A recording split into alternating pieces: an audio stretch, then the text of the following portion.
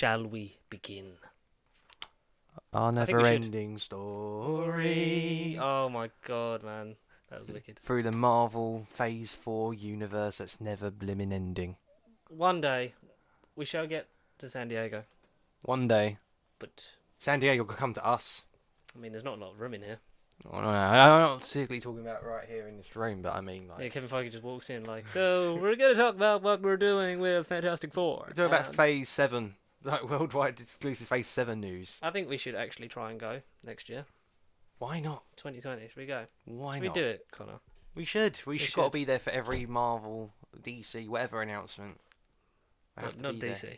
Well, no, preferably not DC, if they're still around by then. Maybe just Shazam. Just Shazam news. We'll go to the Shazam part of the panel and then leave. Just walk off, yeah. We'll walk in as they start, like, and Zachary Levi's here. And then, like, it's like, and now, Aquaman. Goodbye. Goodbye. If you hadn't already guessed, this is Nerd Bible Podcast. He's Connor, I'm not, and we have got believe it or a not. lot of stuff to get through this week. In episode 54? 5? 55. 55? Got there in the end. Got there in the end, Joe. By Woo, Christ almighty. woo. When I uploaded on Sunday, I literally forgot what we spoke about, so I didn't write the description until, like, the next day. Yeah, it was mainly, like I say, I saw the thumbnail, Stranger Things. And that was really... And then, what bit of Disney was it? I don't know, like, because I was tagging it, and I was like, what did we even talk about last week? And then, like, I listened to it, Yeah. because as I do, to check audio quality and... To review it. Yeah, well, basically just to see, because I Make sure it's I hate consumable. listening to my own voice.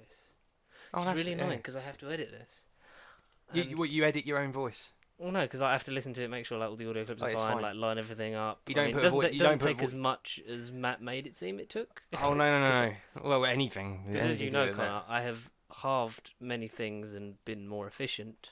Half. Because, like, he always used to do, you know, the background, he always used to make it again the same week by having the, like, the details. It was like a preset thing. Yeah, but I just saved a plain one with blank where the episode is.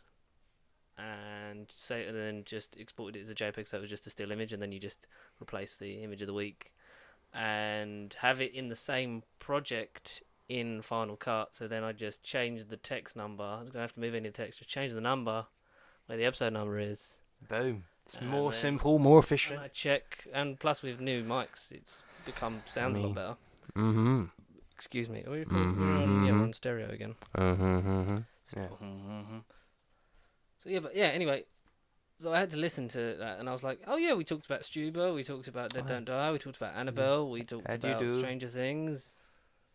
That was the main sort of things. We were going to talk about Good Omens, but we're not talking about it this week because No. we can't. There's not enough time. No, And we've already really. wasted 3 minutes on the bloody intro. So this What week, can we say? this Sorry, week viewers. was there's also no Doctor Who news. There is Series 12, maybe the Cybermen. That's the thing. I never finished. And What? apparently the Master's coming back Yeah. as a man. Yeah. But no, A new man. no thanks. Yeah. No thanks. I saw the article. I thought it was No, John Sims' head. I thought it was Well, John Sims. they would obviously use John Sims' face as like it's the Master but a man. Yeah. But they said it's a new I'd actor. be open to it being a woman. I don't care anymore. No. I don't care. Can we have a break from the same 3 villains we use every year, every Yeah. series? Because literally Capaldi was like, it's the Cybermen, it's the Cybermen, it's the Master and the Cybermen, and there's some Daleks. Yeah, somewhere So in far it. with Somewhere in the mix. So far with Jodie, it's been Magic Mud Monster, a guy with teeth in his face. Twice, yeah. A robot Amazon delivery man, non-copyright disclosure. The Tooth Man with his face again, but old. Yeah, Magic older. Psychic Frog. Oh, yeah, the frog. Racism. She thought that was a big one. Racism was the biggest villain. Oh, yeah. And The whole season 11.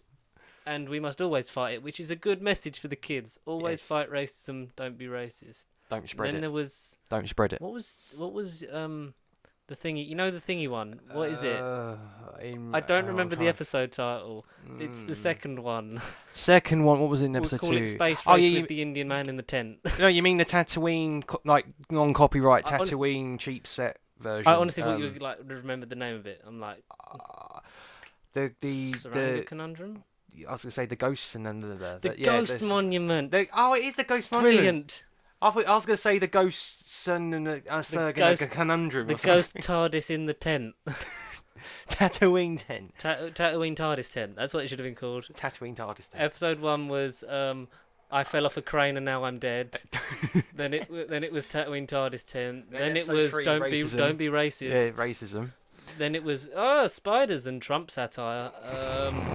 Then it was man having baby in space, I think. Pregnant man. Pregnant man, baby space. Yeah. What was episode 6? 6. No, Demons of Punjab. That was Episode 6 was racism again, but this in time marriage. another country. In this another time country. marriage in another country.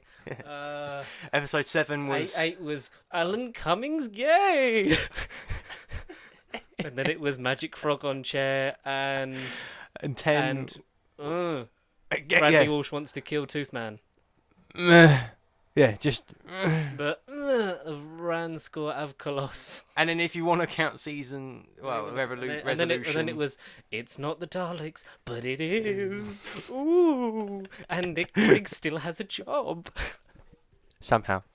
I mean, the somehow is obviously Big Finish, but, you know.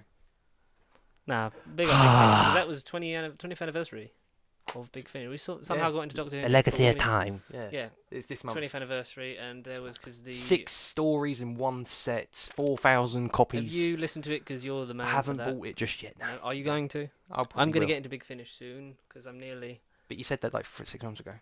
Yeah, but I'm more interested in finishing Heart. I don't blame you. I need to finish Billy and Pat before I even contemplate. And now that space is being saved... You finished every other Doctor, haven't you? No. Apart from the ones that I cannot.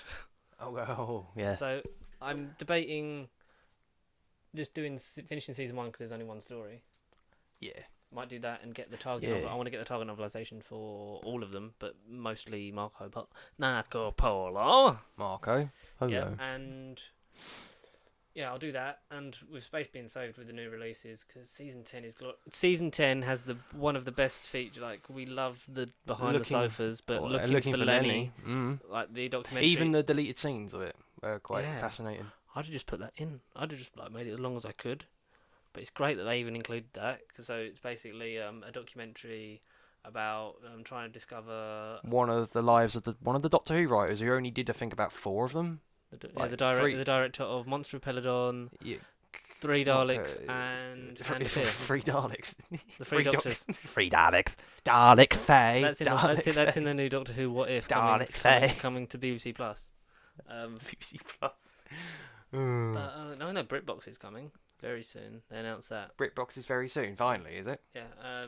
Anyway, more on that. I'm getting sidetracked. I want to get off this Doctor Who news. Yeah. Basically, irrelevant.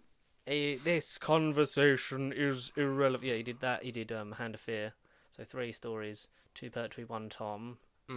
And unfortunately died in a boat accident in '77. Yeah. And I forget the man who made the documentary on that DVD. He's been in a few of them. He's a name that gets brought up. He's a big name for BBC Studios, isn't he? Sort of that kind of thing. And he basically talks to the family and people that knew him and worked with him, including Bernard Bloody Cribbins. Yeah, which was nice. I like that. He was like, you might recognise his work. And it's like, it was Bernard. And it's like, oh, Bernard's old. We need to hurry up and cherish him. Like, if there's Wolf Adventures in Big Finish, they need to... And because he calls Nicholas Briggs, doesn't he? He calls Nicholas Briggs... Yeah, on the phone. Nicholas Briggs, Paul Cornell, the writer of Human Nature and Family of Blood. Yes. And a lot of Doctor Who novels Stories. And comics. Stories. And one other gentleman whose name is escaping me right now, but Connor will probably shout it at me in I'm trying to find few moments' time. I'm trying to find... He did 4 stories. He did the 2 Peladons, both Peladons. He did both Peladons? Yeah, 3 Doctors and Hand of Fear. I'm trying to find the chap who made the documentary. Looking for Lenny, but I really like that. I really appreciate that, and I hope there's It was nice. I hope there's like a really parody documentary about Eric Saywood on the Trial of a Time Lord box set. Oh, please. Just about him leaving. Please. Just Colin going, I didn't know what the fuck was going on. Put him on trial. And then John Nathan Turner rang me up and said I was fired, and they went, do you want to do the regeneration? And I said, fuck you. Yes, streaming service, because BritBox was announced late last year, so it's a combination between ITV and BBC. A bit more come out about that about a week ago, maybe. A week. maybe a bit less than that, because obviously since our last recording, like news has come out about it. That's the thing. This week feels super important. Yeah, I know, because San Diego, baby, and basically ITV, BBC co-producing, trying to go up against Netflix. It's so there, I believe. But will they What succeed? the main thing that I got from what they said is that if stuff goes, like when it expires and goes off of ITV Hub and BBC iPlayer, It will then goes get straight shoved on to BritBox. Oh, okay. So it's almost just like another version of that, but no Yeah. word off. Like original BBC Three content is, and some BBC shows like Killing Eve and that go straight on a binge watch box set on iPlayer and stuff like that. I think it hasn't really happened for ITV yet, so there's no word if there's original content going straight to that. I assume they'll try. All I know is that they went, Love Island's going to be on it. Oh, lovely. But I can actually catch up. I can actually keep up with the most relevant thing. I think you should. 'Cause it's great. It's Car Crash TV, but I love it. I just Car Crash TV. like, one of them shows. It's like, this is ridiculous, and how does this get made? But I just can't stop. It sounds like Big Brother, but extreme. Oh, it's Big Brother, but it's like Just about sex. Big Brother, but not shit. Big Brother, but not shit. Because Big Brother was like, it was such an Repetitive. appeal. It was such an appeal, and then it was just like, dear 6004, and everyone's still PM. fucking miserable. But in this, it's like it's like, wow, and it does a lot. Like, it does a lot of negative and a lot of positive for this generation and the young people watching it. I never If you thought. think that is what a relationship is like, and that is how like you should act, Well. it's not. But Well, also, yeah, I gather the that. social aspect, like, because there's a lot of they've improved on it, especially for me this year. Because Well, have you watched it every year then? I started series 2, How long has it been on? so since 2015. 2015 was when it came back, because it used to be Love Island, but it was celebrities and actually just put on an island. Yeah, 'cause I think that's when I heard of it. Yeah, Together. ages ago. That was just Cheesy. weird. Like, That especially was like when you look yeah. back on clips on it on YouTube, it's like, what? We actually watched this shit. WTF? But series 1, because series 1 and 2 are on Netflix, and Oh wow. every time a sort of new series to add comes that to out, my they list. put the recent ones Do they? on ITV Hub. So they'll have Oh. like series 3, series 4, I think, were on there, because we're on series 5 now. I didn't watch series 1, and I tried to rewatch it on Netflix. I was like, wow, this is boring. Because it's one of them shows that it's like series 1, they haven't quite found the formula that makes it work. Yeah. And it does seem very sort of like, we sort of don't know what we're doing yet, so we're going to sort of try everything, and whatever sticks will come back next year and narrow it down. Right. Which is what That's they with every reality show, every Yeah. game show thing. Yeah. Every sort of show has like Experiment. things like that. They Don't experiment the and first then with season. series 2, they sort of really sort of like they Refine it and tune it. refine it, and then by series 3, their stride is like full on. This is what the show is. I love series 2 because it felt to me like the last real one, because it was all like, it's real. It's it's the general public. Okay. It's this and that, and then like from like not so much in series 3, because it was only really Marcel, who was in a band called Blazing Squad.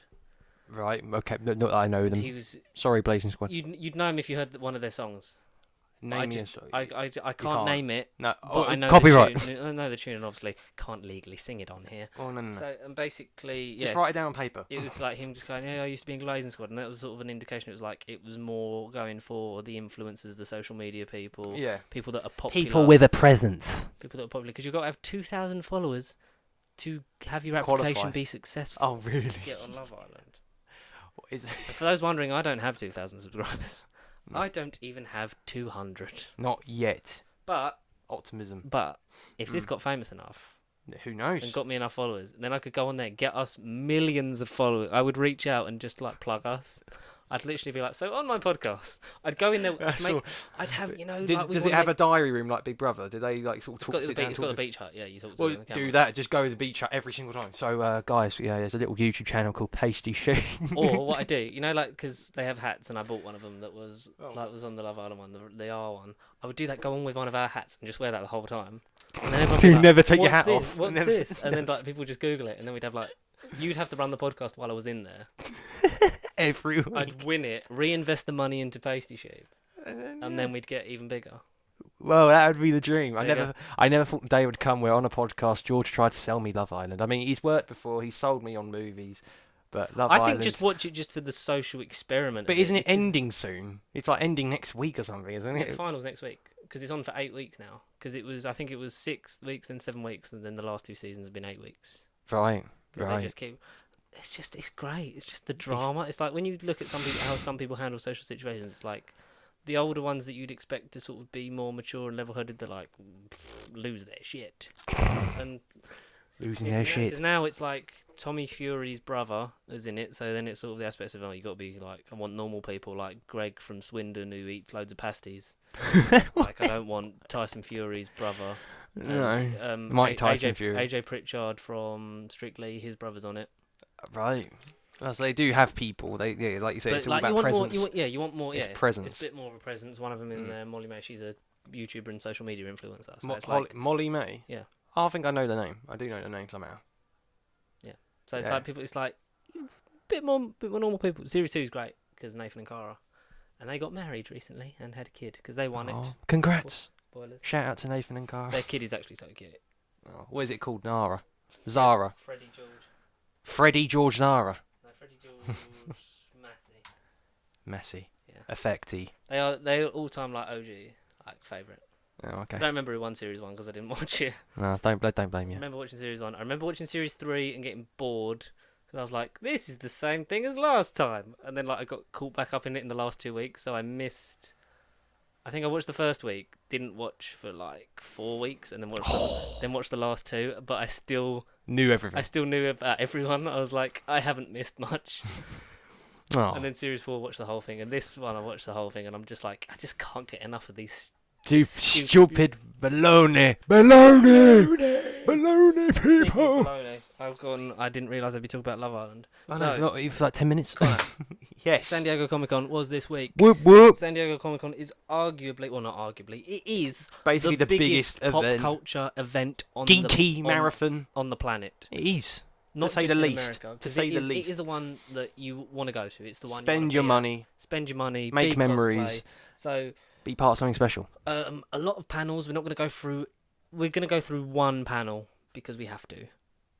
But we've got like so a lot of it's the time when people go there, like who make the films, they're like, and this is a new look, or this is a first trailer, or we've just announced this and you don't know this is coming, so we've done that, which they did in the Marvel one, and I lost my shit because I stayed up till 3 a.m. to watch it, even though I had what day was it? On Saturday night, was it? Because I know I shared it Sunday morning. Saturday night through to Sunday morning. Okay, so yeah. Because they are 8 hours behind us or something like that. Okay. Like, I had the thing, it was like a couple of hours left. It was like, I'm going to have to stay up because otherwise it's just going to be ruined for me. Even though it's not really ruining anything, it's just the names. But it's like, I like watching them. I either catch up the next day or try and stay up and watch, especially the Marvel ones, or mainly the big ones. I wasn't even aware when it was happening. I knew San Diego was basically happening, and I literally woke up Sunday morning, saw the articles, and thought, oh, baloney. I have to share it. It was fantastic. But we got a lot of trailers. So we can talk about these trailers. We've got trailers / panels on this because the sort of the Arrowverse thing on the end is sort of like because we've got about 1, 2, 3, 4, 5, 6, 7, 8-ish, and then we've got like just a general roundup of Arrowverse, and then we've got a big MCU thing. So shall we get started, darling? So we're getting rid of like the 4 or 5 jabroni stuff that matters but doesn't. As in, well, we're gonna go through all these trailers, what we think of them. The trailers, yeah. And so first. I think did this come out just before, but maybe at Comic Con. So It Chapter 2. I feel that it was before, but not it matters. I feel it was either just before or the day of. Possibly. It might have been like the first 5 minutes. Oh yeah, no, I think a teaser came out on Thursday. It was like new trailer tomorrow, and then obviously Friday is when it started. Comic Con. Oh, okay. So we'll count it. It is a It Chapter 2, obviously sequel to 2017's It, based on live action motion picture. Popular Stephen King. He's getting really good at that. I'm just copying. Novel It, because it is, which is in 2 chapters. It is part them 1 as kids, and then part revisiting them as they adults, and in the same the events 90s. start to occur. It's something like that. And James McAvoy, Jessica Chastain, like playing adult versions of the kids, but they've set to film it quick because you've got flashbacks to when they were kids as well. Anyway. Yeah, because the kid actors are like reprising their roles in the flashbacks and stuff. Which got to be quick because puberty can hit like a bitch. As we know from Stranger Things. I obviously, as everyone who knows me knows, not a big fan of horror. It is very well made. Yeah. It's very well made, and unfortunately, because of that, then they've been like, from the producers of It, from so and so in It, from the man who made the tea, That made it. yeah, from the man, From your mum's uncle that was from in the It. man whose dog had a shit on the set of It, comes Chucky's fingernail. From It. That's the only thing that annoys about Chucky, from the producers of It, and it's like, but you Yeah, didn't what need- is it? You didn't need to reboot it. If you're a bit of a dum dum, you would look at it and think, what is it? Yeah, what? From the producers what? of It. Well, yeah, what's it? What is it? What is it? Yeah, it looks great. Yeah, I'll see it, maybe. Yeah. I'll have to see the first one I've before, but Yeah, I mean, we're pushing ourselves to do new genres. You like Yeah. biopics and musical things. yeah, horror. Like I've seen more horror this year as well. I thought I was only gonna bother with Halloween about a year ago, but then Oh, did you see that announcement of the two? yeah, the two that's sequels for more. Halloween? That's more to talk about. Live on the air, folks. Live on What are the they air. called? It's called like Halloween kills and Halloween Returns. ends. Or is it Ends? Halloween Returns and Halloween Ends? Something like this. I don't know. I thought it was kill. and- Quickly Google. Yeah.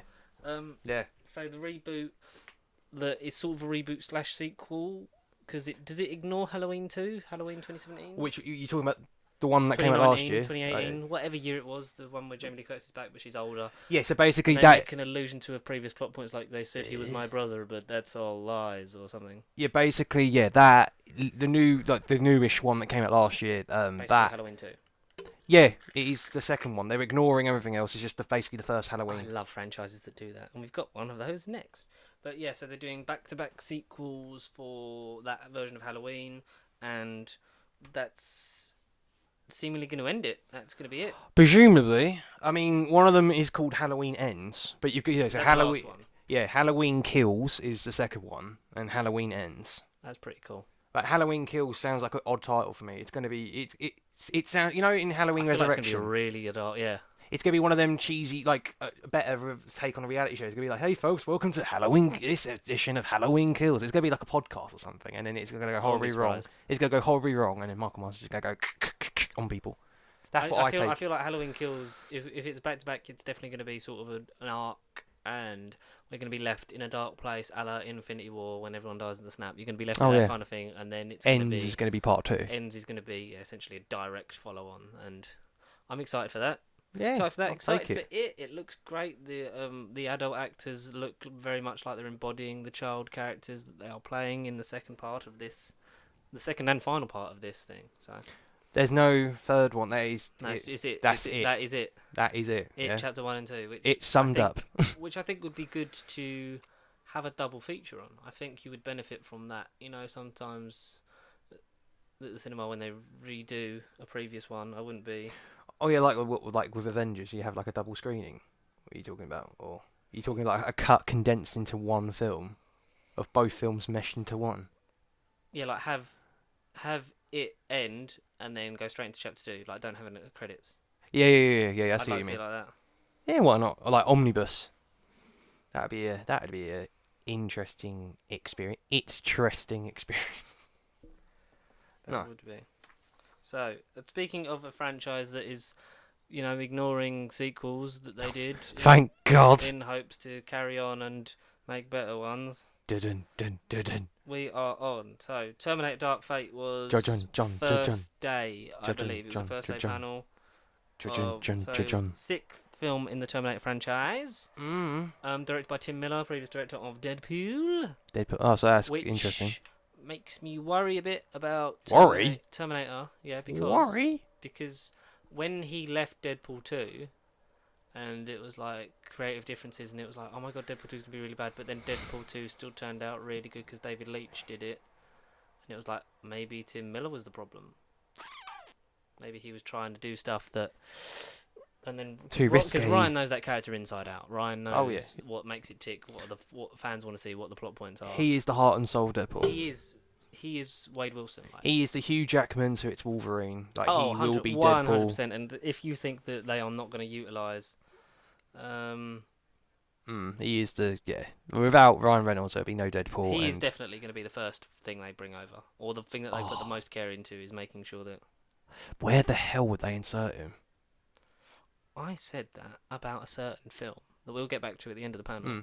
Right. I think it's going to be there. I wouldn't be surprised if there was a cameo or it was a plot point that he was just in it, and then no one knew. He was Like just he in got it. to the film and he was there, and it was like a weird double act thing, which I think could work, a la style of the Punisher. Yeah. I want Punisher. If Yeah, Punisher that'd be comes cool. into the MCU and it's John not John Bernthal. Bernthal, It was I'm not- gonna be really fucked up. Yeah, if it's not John Bernthal, yeah, fuck that shit, I'm out. But part of me thinks it's gonna be. Part of me thinks they're gonna bring those MCU characters in. I see Charlie Cox. I can imagine Charlie I don't Cox think at they- least coming. Yeah. Stop talking. We've got loads of Marvel. We can get I there. know, Come on, yeah. let's get through this. Terminator women in vest tops. Yeah, it looks Dark vest tops. It's ignoring Terminator 3 onwards again. It's 1 and 2. Probably for the best. Yeah. Apparently there's repercussions of changing time, so I wouldn't be surprised. Apparently there's rumours that John Connor gets killed off because she spent her whole time trying to protect him. Maybe he just gets killed. But they've just got. Did you not hear about the this kid actor coming back? Yeah. Yeah. Or whatever he's name. Edward I think Furlong. kill him off. I think that's what they're gonna do. No, he's There's my rumours of name. that, especially in Mr. Sunday movies. My Hashtag name's. plug. It's my name though, Mr. John Connor. Sunday Don't movies get him. is quickly become one of my favourite things. Oh yeah, definitely. That and Big Damn Cast are like all I listen to sometimes. Every single day, day Oh, in and mate. day out. They're great, especially Caravan of Garbage. I want to speak to them. Guys, Mr. Sunday Movies, if you can get them to, share our videos and have a contact with us, Yeah. then we'll do that at the end. But But yeah, very much appreciated. Yes, but so I think stuff like that is going to happen. It's going to because this is after Judgment Day, so this is like Judgment Day. This has is like the happened, and third. This This is actually essentially Terminator 3. Linearly, it is actually after Judgment Day. Like it's Yeah. the day itself. So we'll actually see what happens. Which is great. Whether the future goes to shit, which it always will. Yeah, spoiler alert. Speaking of the future going to shit, these segues are happening really nicely. I'm glad I did them in that order. Star Trek Picard. Some might say a trip to the past because he was from the next generation. No one, to quote Mark Hamill's voice in the Rise of Skywalker trailer, no one's ever really gone because they just bring it back. They and do. Star Trek Picard. Bring it back. I don't remember if Jean-Luc Picard died, and I feel like Data died. Shall I spoil it You for you and Google it. Google I it? know that Data the Gold Man died. He's- Data the Gold Man. Yeah, That was the the one gold in the robot man. yeah. He did. He exploded it, but then there was different versions, I think. Oh God. Yeah, Picard. So I don't know where, like you said, where does this fit, like in terms of the timeline of the movies? What and if it's an Next alien? Generation? What if it's an alien resurrection audio and it's a clone? What if it's not really him? I wouldn't be surprised, because at this point, it doesn't matter to Yeah. continuity. I think, it's Well. one of those things. Yeah. It looks Yeah. good though. Amazon Prime. It looks expensive. It looks beautiful. Them shots, like in the field. Patrick Stewart is just an amazing actor. Like you said, there's a lot of Logan vibes. It's is. the dark future, but It's Hugh essential. Jackman's not there to save his life. No, and this time it's more sci-fi. Yeah, and hopefully he doesn't get shot in a pickup truck and die. No. Well, no, stabbed. He was stabbed through the chest by X-24. Yeah. Because he thought it was Yeah. Logan. That is also This was another the best night of my life. another segue. That is. Yeah, it is another That's a couple of segues time. Oh, okay. No, But are it's you not going to next. watch Jean-Luc Picard Might as in well. space again? I mean, Did you watch? Is that on your list to catch up with that series? I've seen. Oh, you mean the reboot films? I saw the first one. I was halfway through No, Into like the Darkness. series that led into those films. Well, no. Star well, Trek they- Next Generation. I only watched It's the original. good. I only watched the original series, and I kind of had enough of it. The OG series, Yeah, because after a while that sort of does become stale. But I think, Mm.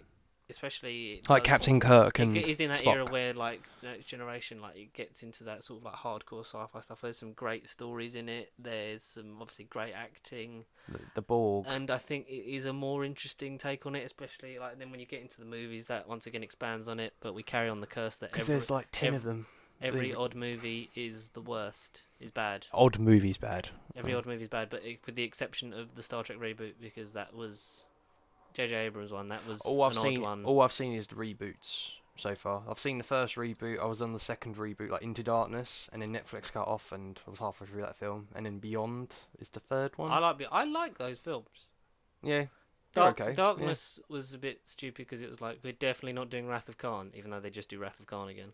Because if you've seen the OG films like Star Trek: The Motion Picture, Star Trek: Wrath of Khan, Star Trek: Search for The Spock, Wrath of Khan is the one everyone goes on about. yeah, that's basically Into Darkness. basically the same things happen in that. Ah, But okay. instead of in Into Darkness, they kill off Kirk instead of Spock, because then when Spock gets killed off, then they go in search of Spock, which is why it's Star Trek 3, the search for Spock, because his soul, because he's a Vulcan and they can like transfer their consciousness Jedi style, I think. Okay. I think you should put, now that you've seen Aliens and you've enjoyed that saga and you're nearly at Oh its well. end, We basically I've gone through the highlights. Now I'm just experiencing the lows. are you doing, so you're doing, go through that, are you going to go straight into Alien vs Predator, or are you No, I'm going going to to watch Predator. The three Predators. Predator 2? Oh yeah. Well, because there was 2 of them, then The new 2010, and then the 2018 one. There's 4 of them. Yeah, because there's the Adrian Brody. I forget about the Adrian Brody. The Adrian Brody one's all right. Is it? Yeah, so I do Predator, The 2 Predators. Predator 2, And then I'll go into AVP. then the Predator, and then the other Predator with the bad guy from Logan, and then do the newest Predator last. Yeah, exactly. Yeah, That that's what I'll sort do. of Yeah, alludes yeah, to yeah. weird sort of biomechanical like Stuff. crossbreeding shit, Oh right. Ooh. which is sort of Incest. alluded to a little bit previously in AVP Requiem, Oh okay. I think. Oh. Yeah, once you've done that, get on the old, because you can get the box set, the Blu-ray box set of every Star Trek movie from 1 to 10. 1 to beyond. Oh, 1 to Beyond. Yeah, Oh. I've seen that in HMV. They're still open. For now. The original, the original Star Trek all the way to Beyond, all Yeah. of them in one set. Jeez. You've got a HMV Pure card, haven't you? Yeah. You know, like they've Yeah. announced that they're starting their new, because obviously administration, Their new reward. loyalty scheme. Oh, okay. So they would have sent you an email, Okay. and you have to opt into it. I'll have to look at that then. Because I looked at it today, it's like last year, because you have to do it by Friday 26th. Have to opt in, and then you keep your points that you've already earned, and then goes on to the new loyalty scheme. Oh well, screw it. I'm doing it on the air now. Do it on the air now. Do it on the air now. Speaking of on the air, or perhaps in the air, All through the air. because you can be my wingman anytime, Connor. Oh, cheers, pal. It's Top Gun Maverick. Tom Cruise is back for Tom like Cruise the does not look any 20,000th time. Yeah, I know. Yeah. When was Top Gun, like 84? 86. 86? Jesus Christ. Only because I've seen it on Now TV loads of times and I've got that date in my mind. I am dangerous. Val Kilmer also returns. He looks old because he's ill, so let's do this for Val.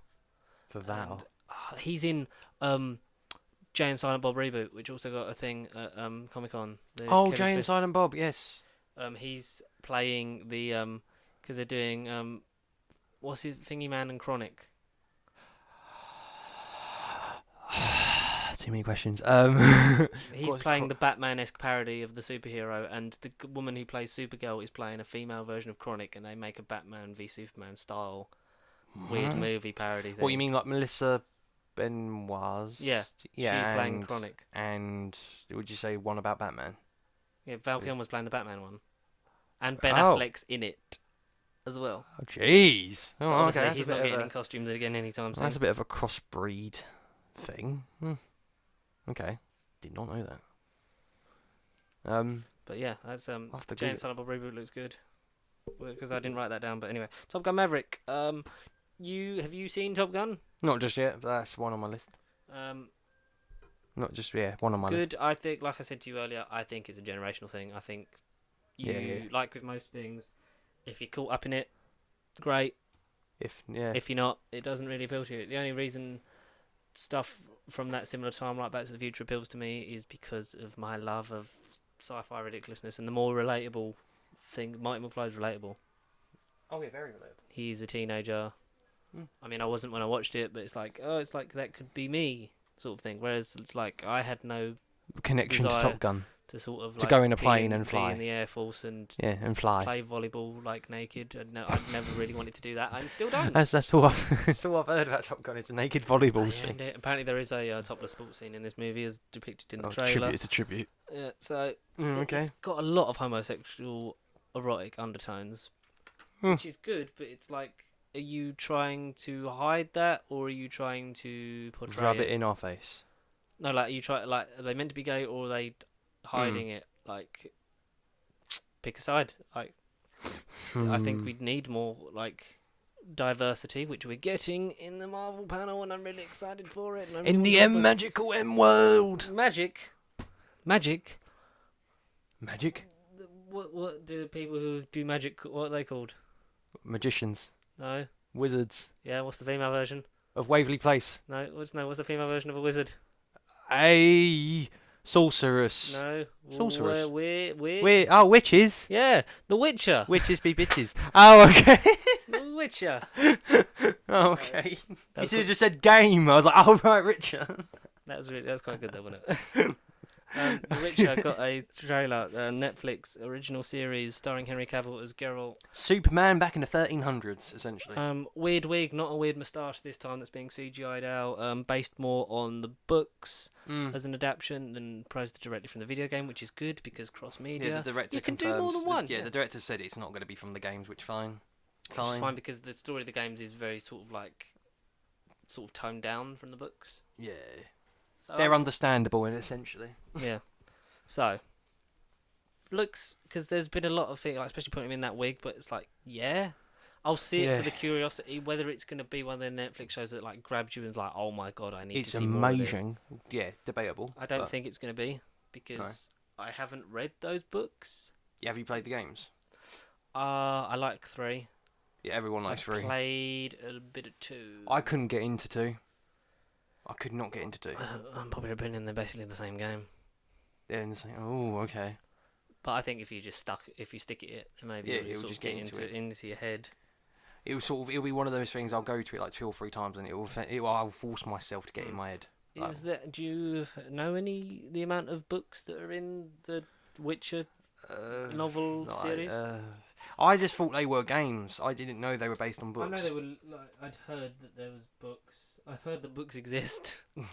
It's official. Books. You burnt down my bookshop. Crowley. Crowley. I love how Good Omens has an episode where it's 28 minutes until you get the intro.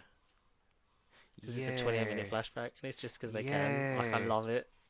I want, And I love how there's like so many Doctor Who references in it. Too many. It's great. Like the astronaut going on the escalators. It's like oh my god! 1, 2, 3, 4, 5, 6, Connor 8 novels. 8 novels. Well, 8 novels, 8 seasons. Do you think? That'd be a bit of a pipeline, wouldn't it? But I mean, you know. Well, because Series of Unfortunate Events did 13 novels in 13 novels in 3 seasons. What? Yeah. But like every episode was a 2-parter, so it was like part 1 and 2 of the first book, part Jesus. 1, yeah. But it's good. Series of Unfortunate Events. Have you not watched the Netflix? No, not yet. That is amazing. amazing. That's another thing. Yeah. And then the last book is just 1 episode, but it's an extended finale. How long is that? 2 hours. Something like that. Oh god, okay, 2 hours. No, I think it's like 1, an 2, hour and a half. 3. 1, 2, 3, And 4, 5, 6. because with Series of Unfortunate Events, it was like there's always 12. Like there was never a 13th chapter. Well, no, there was 13. That's it. There was always 13 chapters in 13 books.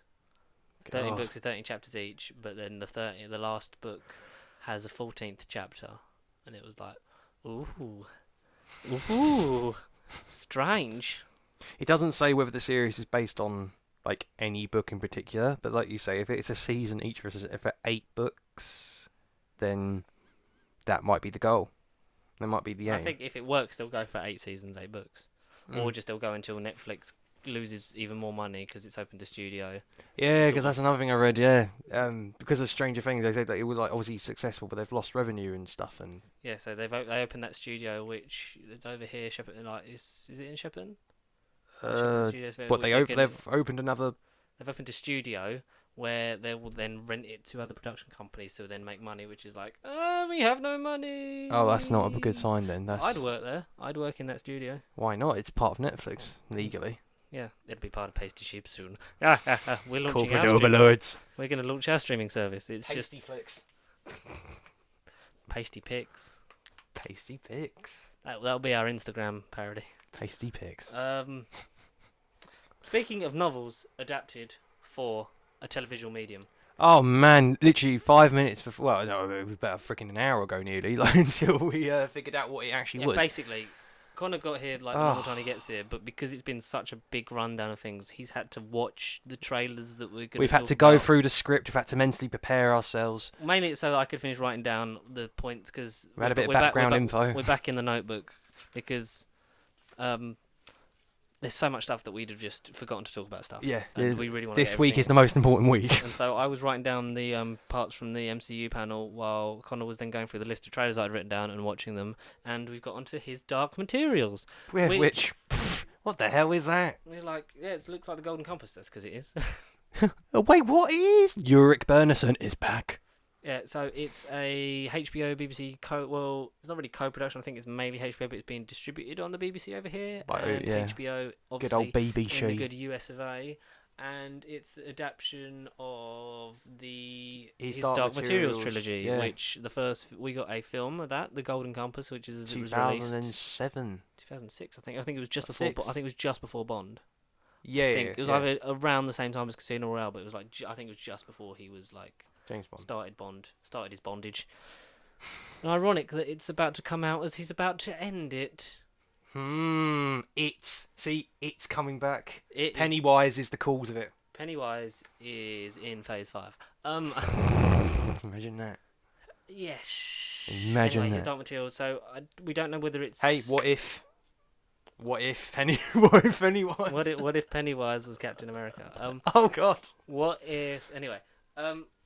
It's because it's his Dark Materials, which is that's what the trilogy is. We don't know if it's just directly the first book, which is colloquially known as the Golden Compass over here, but it was something else. And then you've got the Sorcerer's Spyglass is the last one. I know that. Sorcerer's Spyglass. That does sound like a rip-off of James Bond. Sorcerer's Spyglass, mate. But so, what are we going for? 3 seasons, 3 books? Why not? 10 as long as 10 episodes. I mean, HBO don't have a issue massive with adapting like novels into films and then fucking. Well, until you get to the end. Series. Yeah, until you get to the end. Yeah. Well. Plus, there's only 3 books, so it's like beginning, middle, very end. easy. If we got 3 good seasons of this, like James McAvoy's in it, we assume playing the Daniel Craig character. Yeah, it must be. And the polar bears in it looks great. You got Daphne Keane from Logan X-23 playing the child. Yeah, the main girl. Can't remember her name, but yeah, the main girl. Yeah. The thing is with that film, I always wanted to find out more of it. I don't even think Golden Compass was that bad. I mean, I watched it as a kid. I haven't seen it since. The thing is, it unfortunately came out the same era as the Narnia films, and it sort of got brushed aside. Yeah. And I think under the right circumstances, it would have succeeded. That would have literally just been like, yeah, let's do that. But one of the things, it's got a great game. Yeah, it did. Yeah, good game on the PS3 as well as fun game. I played that and Prince Caspian, and I enjoyed both of them, even though they're not. Both Did you not play the first Narnia? I like the first Narnia game. I never played that.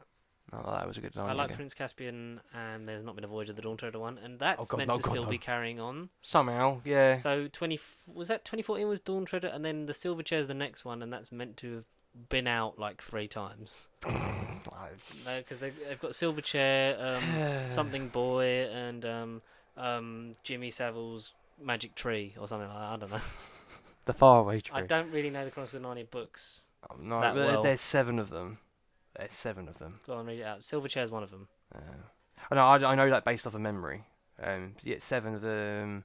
Go on. Come on, internet. Right, okay, so... Hit me! Lion, Witch and the Wardrobe, Prince Caspian, not necessarily in the order, but Prince Caspian, Voyage of the Dawn Treader. Why is it only just giving me the Silver Chair? Yep. Why is it just giving me the films? I don't want the films, I want the books. I want the books. Silver Chair, there's some great battle, and there's something else. Lion, Witch and the Wardrobe, Prince Caspian, The Return to Narnia. Yeah. I don't know if that's meant to be Prince Caspian. Yeah, that's the Prince Caspian one. Voyage of the Dawn Treader, The Silver Chair, The Horse and His Boy. Yep, that one. Jimmy Savile and His Boy. Oh, we don't condone paedophilia. The Magician's Nephew. That's one I know of. Yeah, Magician's Nephew, yes. And The Last Battle. Last Battle is when they all the generations of Narnia come together for the final battle, and Aslan's in it. Yeah. I think. Yeah. But are they going to make them films now that Liam Neeson said those things and they couldn't really use them? Would you know what? Because apparently they're doing that for. Are they doing that for Netflix, or did I make that up? That they're doing an adaptation of Narnia for Netflix, or that's been in the works for a little bit. As soon as you said the word Netflix, it says about talking about Silver Chair. Silver Chair was meant to always be the next. C.S. Lewis Company had entered an agreement with Mark Gordon Company to jointly develop and produce Chronicles of Narnia Silver Chair. On 26th of April 2017, Joan Johnston was hired to direct the film. In October, he said film was expected to begin in late 2018. In November, these plans were halted because Netflix had begun developing adaptations of the entire series. So yeah, you're right. See. Netflix put a stop to Silverchair. I hate to say it, but I am quite good. Just There's stuff a in here bit. that I don't even know. Ooh, just a little bit. A little bit more. Yeah, no. Yeah, but Netflix have killed Would it. you do a series? Would you go for a series of book with that? And would Yeah. you do like a? I think that's the formula now. Witcher are doing it, Narnia. If they're gonna do it, then do it. His Dark Materials. I would go literally if we get a strong, like if we look at Game of Thrones, like the earlier ones, like you get 10. If you get a good 10 episodes, like an hour each, you can get a good adaptation of the book strong, and still streamline it. And I think, especially HBO, they'll do that kind of stuff. Yeah, that is right up their alley. And I would love a well done Narnia story. Exactly. They say Golden Compass, and Narnia. Gordon's Compass. No, their stories as a kid, I've always wanted to see more of. Alright, I could have easily read the books by now, Yeah, but like, ain't nobody got time for that. Are you excited though that you saw that? And James McAvoy's in it, and James McAvoy, as we know, a fantastic He's a brilliant actor. Yeah. A man with multiple personalities at once. And the fact that he's gonna have a well written script, excites me. No. Because I hated him in Dark Phoenix because they did him dirty and they did Fassbender dirty, and hopefully imagine if Fassbender was just in it, like that was like, yeah, we're just doing his Dark Materials now. He's the hang on, so Michael Fassbender's the Daniel Craig Michael role. Michael Fassbender. Michael Fassbender's just the polar bear. Fuckle Massbender. That's his cousin from the alternate universe of What If. What if Fuckle Massbender? Fuckle Mathbender. My name is Fuckle Mathbender. Anyway, talk about HBO adaptations. Westworld Season 3, Connor. You have not seen Westworld, have you? No, but I know it was an old film. I believe the film is on Now TV. So the film, it's from the 70s, isn't it? Westworld, yeah. So Westworld's based off the film, which was based off of the book by Michael Crichton. Westworld is sort of like it's a place, sort of commercially, a bit like Jurassic Park. So he must have not had a good time at Disneyland as a kid. Haunted, he must have hated traumatized, theme park. traumatized. So it's basically you can plug yourself into this sort of like different AI world and live out different lives in different. It's simulation, worlds. Isn't it? It starts off as Westworld because that's it's the Wild West and living as cowboys, and who doesn't want to live as a cowboy? Things ensue with the robots. It's Doctor Who, the gunfighters on a better budget. Sort of, yeah. And then like you got the robots that sort of like have their own like problems start to incur, and we have now and there's different worlds. There's always alluded to that there are different versions. Like Westworld is just sort of one section of this sort of globalization. So we'll have East World, North World, and South World. Well, sort of like different. I think like just different genres and like different times. And it looks like we've got another new trailer because Aaron Paul's in it, Season 3. Aaron Paul. We're in the future. Is it present day occurrences that are happening, or is it another simulation thing? Inceptionally, like we're gonna get to a point where we don't know what's We're getting twists. Yeah, we're getting twists in it for sure. I would fully recommend Westworld because it's taking the Game of Thrones seat. Oh, because big statement, right? I think it goes like 2 years between seasons. As well. Oh, so they take more time to develop it. Yeah, because that's good. That's the key formula. Yeah. Take more time. Do it. Don't just do a Sherlock and just write random episodes every 2 years. We got a picture of Dracula from Stephen Moffat on Instagram, which I'm going to watch because that looks like a good adaptation. Because it's going to be like Sherlock. Well, like Bram Stoker's Dracula again for like the third time, is it? Or I don't know. The new guy looks great. Who is the new guy? I don't know. It's on Stephen Moffat's Instagram. But yeah, and that's the thing. Like the fact that it takes time and it makes you wait. And then, like, when it comes back, it's good. And I know we've had that before. We've had that for a good 6 and a bit seasons. And then it was like... But I have faith in Westworld. And it's HBO's way of saying, yeah, we're not done telling big stories. You're going to want to come. Because Westworld is great. And I think the only thing that won't keep the audience on the HBO service is the fact that it is every couple of years. I don't want them to speed it up because I want it to be great. I look forward to seeing Aaron Paul in Westworld. Take their time with it. Take their time with it. Anthony Hopkins is great. You've got who else is in it? You've got Thandie Newton. You've got James Marsden. Tessa Thompson. Luke Hemsworth. Ingrid Bolso-Berdal. Simon Quarterman. Rodrigo Santoro. Angela Sarafan. Yeah. Sharon Woodward. Ed Harris. Anthony Hopkins. Ben Barnes. Clifton Collins Jr. Jimmy Simpson. Fairs, Katja Herbers and McClellan. So many names I don't know. So we're going to do... Shall we do what we did for Game of Thrones? We'll do the 2 weeks before season 3 starts. We'll do season 1 When and is 2. season 3 starting then for this? Later on this year, so I'm thinking. Oh, so I've got time then. Yeah. I've got time a bit. So we're gonna handshake now. You're gonna watch Westworld. Yes. Good. Agreed. Agreed. You can watch the film, but that's just bonus points. Well, and it's got a 1976 sequel, Future World. Have you seen that? I've heard not good things about it. Future World. I watch what the internet tells me to watch. Yeah. Well, that's the thing. We're the internet. We can't We're make now our own telling you to rules. watch this. We make our own rules. And I like the fact that each season is a bit sort of like American Horror Story has its own subtitle. Oh, I see. So you've got The Door and The Maze. The Door and the Maze. Ooh.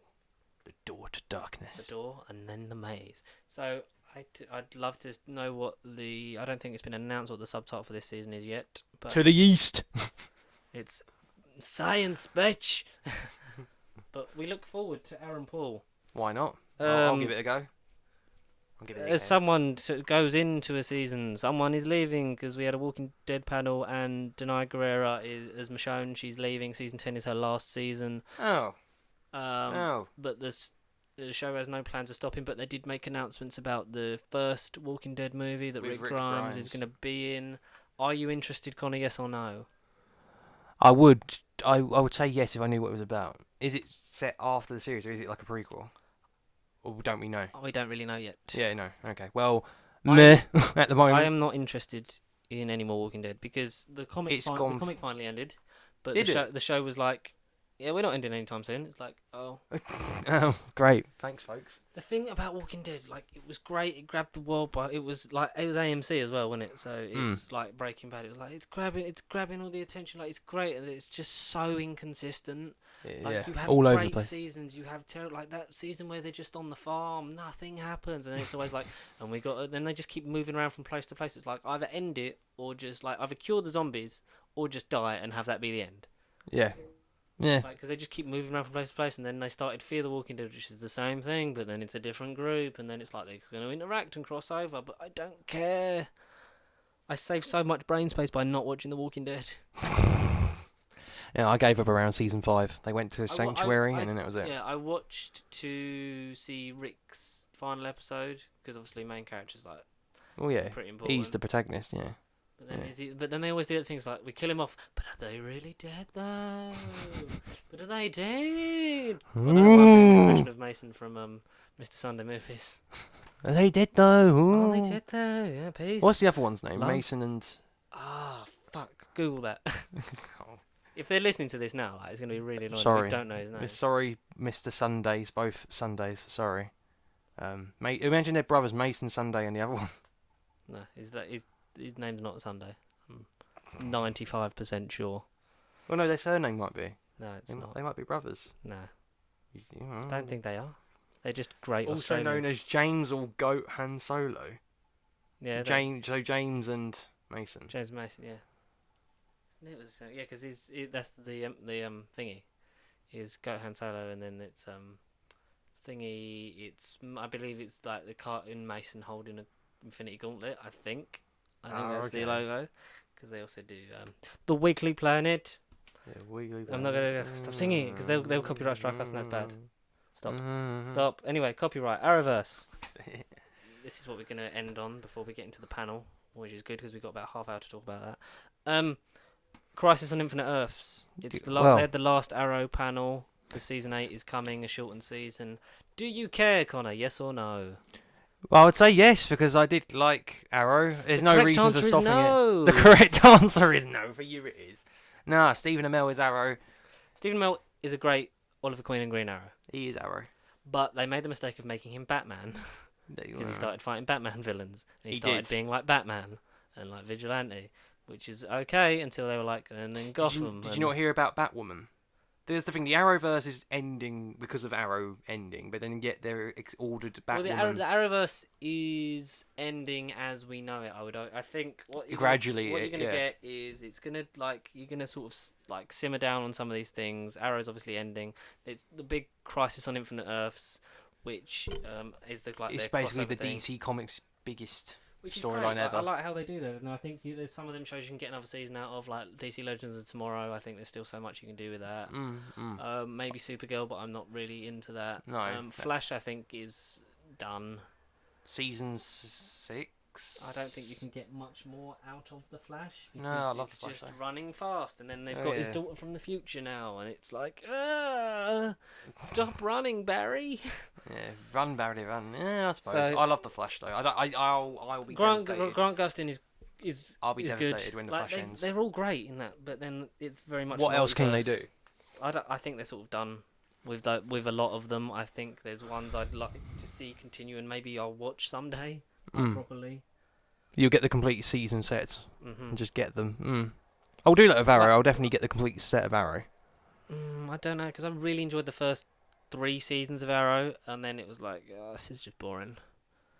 That's the only thing with DC. Like they make great TV, but it takes either while. really long to get there, or it starts off great and ends shit.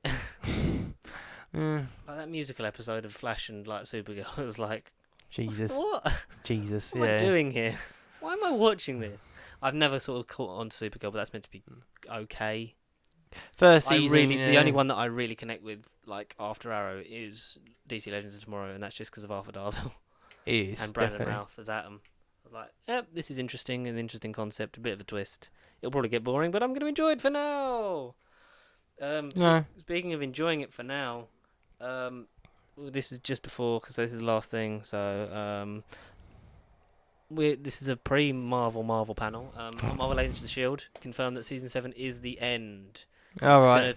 gonna apparently really tie, because they're in space now apparently. Yeah. So apparently it's going to really tie into Eternals and stuff like that. That's what I in was the just gonna say. future It's of the gonna MCU. maybe they will address the Nick Fury situation.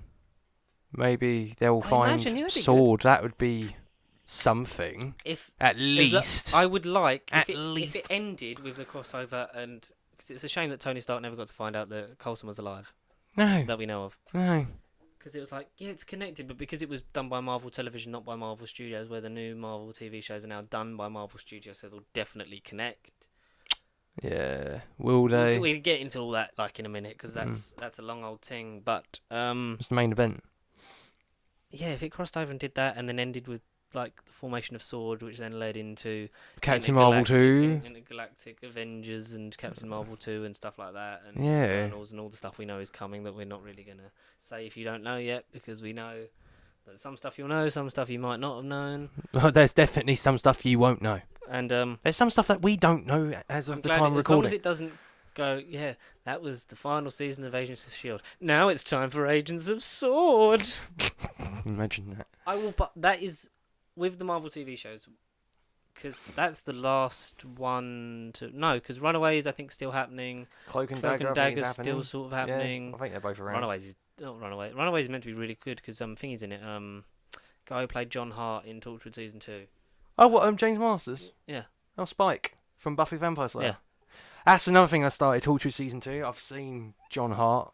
He's amazing in that. I can't wait for you to see Torchwood series 3. Children of Earth. Right. Best piece of television of the last 10 years, without a doubt. 10-year Maybe of anniversary. this century. Maybe of this century, I would say. 10-year anniversary. This like a couple weeks ago it was. No, I think last a week. month or so ago. Hmm. It was sort of May, June, I think it came out. I'm and on that was a think- great week. I think I'm on episode 6 or 7, oh, season so you- 2. So you're about halfway through. How roughly. you finding it in compared to season 1? It was alright. I'm actually glad I did take a little bit of a break, a bit of fresh air. But I mean, it is a continues so well. It is a refined version of season 1, isn't it? Like everything Yeah. they sort of like are pissing about with in season 1, they sort of go, all right, Addressing, this is the team. like Reese finally knows about Gwen and Torchwood. Like, So they are you on finally- reset?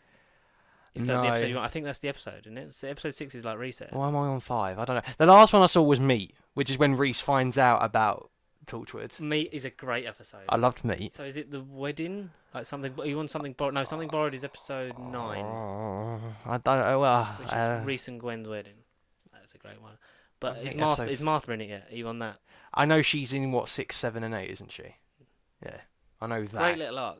And well done for like Torchwood. So I was like, oh, that's a Doctor Who crossover we weren't expecting, because the Doctor was meant to appear in Was he? Torchwood. Yeah, there's if you look at because there's unproduced like episodes of Doctor Who and stuff like that, and like ones that it goes through every Doctor, like ones that are written, it goes through Torchwood because there's Doctor Who they were all meant to cross over again in different ways. Like the Doctor was meant to appear in Torchwood at some point because David Tennant used to make jokes when he was with John Barrowman. Was like, I'm still not invited to have been on Torchwood yet. And then obviously Matt Smith took over. It's like, and then we never really talk about the events of Torchwood again because they're sort of mentioned for Miracle Day. Oh right. But Amy and Rory never find out that happened. But then that is fair enough because they were all sort of lost in time for a bit. But anyway. Yes, sidetracked. With Agents of S.H.I.E.L.D., I vowed that I will get every Marvel TV show when it comes out as either a complete box or like the separate things. So I don't think they're going to do... If they did a complete Netflix thing, that'd be great. Like, that'd be nice. One, two... It would be nice. I just can't see that happening. I think they'll just release the shows individually. But like they're only doing it on Blu-ray. Like, say, Daredevil you can buy on Blu-ray. Jessica Jones you get on Blu-ray. All of them you can get up to Blu-ray, but then... Yeah, I'll do that. You got 4K. That's what I'm going to do. I want them to release... They should be releasing Defenders soon, surely. Because Yeah. there's a weird thing. It's always like 2 years before they release it or something. And we've got 2 years between every cancelled show before it comes back. So 2021 roughly a year, is the earliest. Roughly a year left for Daredevil, though. Yeah, so Charlie Cox could happen. So it's... What was the first one? It was Iron... It'll be Iron Fist, Luke Cage, then Daredevil... What, you mean you talk about the first show? No, it's Daredevil. Daredevil's the one that started it off. No, but I'm talking about the ones that got cancelled first. Oh, I see. So you'll be able to use Iron Fist, then Luke Cage, then Daredevil, then Punisher, then Jessica Jones. Yeah. Okay. All right, we're gonna get. So Phase 5, we're getting Shang-Chi 2, Legend of the 11 Rings, and the 11th ring isn't gonna be a ring. It's gonna be a fist made of iron. I was literally just about to say, like, if Shang-Chi... We'll get into... Okay, so we're on... Just mind-blowing concept. We're literally get onto that. But, I will get all the MCU TV shows, and I'm going to force me and you, we're going to binge watch Agents of S.H.I.E.L.D. from the beginning, because it's temperamental. Why not? Because I've not Amazon seen Prime. Yeah, it is temperamental. Apparently, like, if you watch after episode 9 of season 1 is when it gets good. Okay. I think it's something like that. Check out Big Damn Cast, latest episode on that. They kind of intertwine with the films, like, early. They do, because like, the best bit about season 1 is the link into Hydra. And there's the Thor episode where Lady Sif's in it. And and then the Hydra thing, then it becomes the Agents of Hydra / like Coulson becomes the director that needs to rebuild S.H.I.E.L.D. and then Jesus Christ. And then I know that now he's dead and he's got a clone from a different dimension that looks like him but is a different person. So it's Alien Resurrection. Oh god. Oh, I don't know, but that's when they first mentioned the Kree, and it's that's how he gets resurrected. Spoiler alert for 2014's season 1 of Agents of S.H.I.E.L.D. Oh, But okay. If you haven't seen it, no one really did. Because it's weird, because Nick Fury's in episode 2. Yeah. And it's like you watch it and you're like, oh, that's just so we're like, yeah, this is the same world. Because he gives him a bit of a bollocking, and then you see him in the finale of season 1, and that's good because it links into him being in hiding for like his Hydra. For months, yeah. Okay. So it links to that. So we'll do that. We'll binge watch Agents of S.H.I.E.L.D. when that's done. But let's move on to the main event. Ladies and gentlemen, so from the something that we've been building towards, as you might know, we're Marvel fans. Just to say the least, we're not freaking Algam Comics DC. Like, Spider-Man Far From Home is not just the end of Phase 3, but it's the end of the Infinity Saga. As we know it. Yes. For and once and for a lot of things were just post Phase 3. It was like, this is post Phase 3. But we got confirmation of Phase because originally Spider-Man was going to kick off Phase 4, but it felt right for that to be the sort of epilogue. Definitely. I didn't think it would, but it did feel like a good epilogue and a good stepping on. Oh, for now, yeah. It doesn't just feel like an end, but it also feels like a beginning as well. It feels like it does both. It does both. Which is annoying because Endgame would have been great as the last one. It really would have been. It would have been the familiarity of Spider-Man as like, an hour in Phase 4. But then it would have been weird to start Phase 4 the same year you end Phase 3 and then have a year break and then come back and go again. I suppose, yeah. Kevin Feige knows what he's doing. So clearly does. We finally got the announcement. Best chap in the business. Of Phase 4.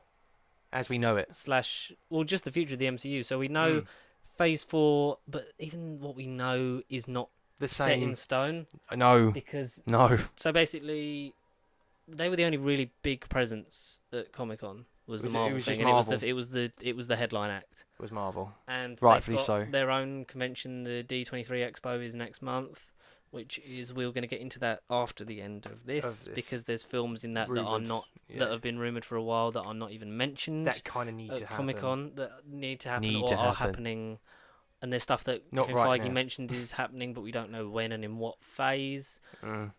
So he announced a load of stuff that is definitely, we've got definite phase 4, and we've also got Possibly phase 5. Possibly phase 5. One of them is definitely, I think, sort of been confirmed for phase 5. But Yeah. I think this will all be cleared up next month and in the coming months, because Marvel do that thing of where they pitch these films. So, folks, give us about 3 or 4 weeks. We'll keep you updated as and when we let you know. Yeah. But 3 or 4 weeks, we'll know the definite answers. Now, a lot of people have said, like, why have they waited till? Because this is a very diverse range of not just types of films, to say the least. but the cast. We are Yeah. getting we're getting Chinese. We've got our first ever deaf superhero. We've got our first LGBTQ representation, and we've got just we're crossing like So this many is it. barriers. This is diversity. Like this is it. And people are like, why is it taking so long for this? Because Kevin Feige was not given full control of the Marvel Cinematic Universe by Disney until 2015. Poor sod. Because Poor sod. they had to go. It was one of the culprits that they had to then report to. But then Bob Iger, I was think like, I've read this. Yeah, Bob Iger. it was like, just gave Kevin Feige the ability, like, you're in charge, you're running it, just run it past me as president of Disney, and then like that's the only thing you need to report to, which is great because then 2015. So you got Age of Ultron, Avengers. By that point, they already knew the path they were going on and had stories confirmed, because they had to go through the other guy whose name I don't remember and don't really care about because he was a bit of an arse and didn't want to take risks. In the end, he got the sack, didn't he? In the end, he got dropped. I don't think he got dropped. I think he just got bypassed. He did. I thought he got, like, not to say demoted, but he's still in the business, but he's not as important as he is. Yeah, because Kevin just goes straight to the exactly. The head he's now the top. So by 2015 they'd done everything up, so they were like, this is what we're going up to 2018. They knew where they were going /2019. They had like things. So now we're in the point where these are the films that Kevin Feige wanted to do, and yes, it's more diverse, and also it's fitting that for a new beginning and a new era, we are just like smashing everything down. It's like it's just everyone. We're just bringing in everyone. Yep. So we got a nice little intro from Kevin Feige on shout out to Movies That Rock, Films That Rock. Good old movies on YouTube, who Mr. Sunday Movies got their footage from the panels, which he cuts out all the copyright stuff, obviously, because you can't have copyright. So Kevin Feige talks about like the fans, like thanking him, talks about brings out a load of the staff from these films. Like some of them for a decade or more have been working their ass off every day, like 24 hours a day, 7 days a week, and like just to say thank you. He said, I could spend 90 minutes talking about what we've done, or I can show you what we're gonna do. And also, that's the point where what a tease. When he brought out all this like stuff, he said that's when it was announced that Avengers Endgame is now the highest grossing film of all time. Finally. Finally. I saw an article that was but is James Cameron gonna get it back with Avatar 2? No. No, hell no. Because I tagged a load of my friends in it, but it was like a heated comment section on my post. It was just like one of them said like, "Oh, Avatar 2 hits the big screen low," and I was just like, "Don't just shut up, you woodpecker." Avatar was visually stunning. It was at the start of the gimmick of making films 3D. CGI 3D, yeah. Yeah, so like you had to see it in 3D just to appreciate it visually. So you were making more money off it anyway, and everyone like visually it was a revelation, and like it revitalized CGI work as we know it in the industry, and all that super like building this whole world and like having that thing. But the story, as we know, doesn't have much substance to it, and you've no one really cares about it anymore. Like if they'd come out when they were meant to come out, then maybe people would still sort of be like up for this franchise. But I just don't think there's enough, because it's been 10 years since the first one, and the next one's not due out till 2022, and there's going to be another 3 of them. It's like, this is a story that we didn't really want continuing, and we don't really care about, and are they actually going to come out?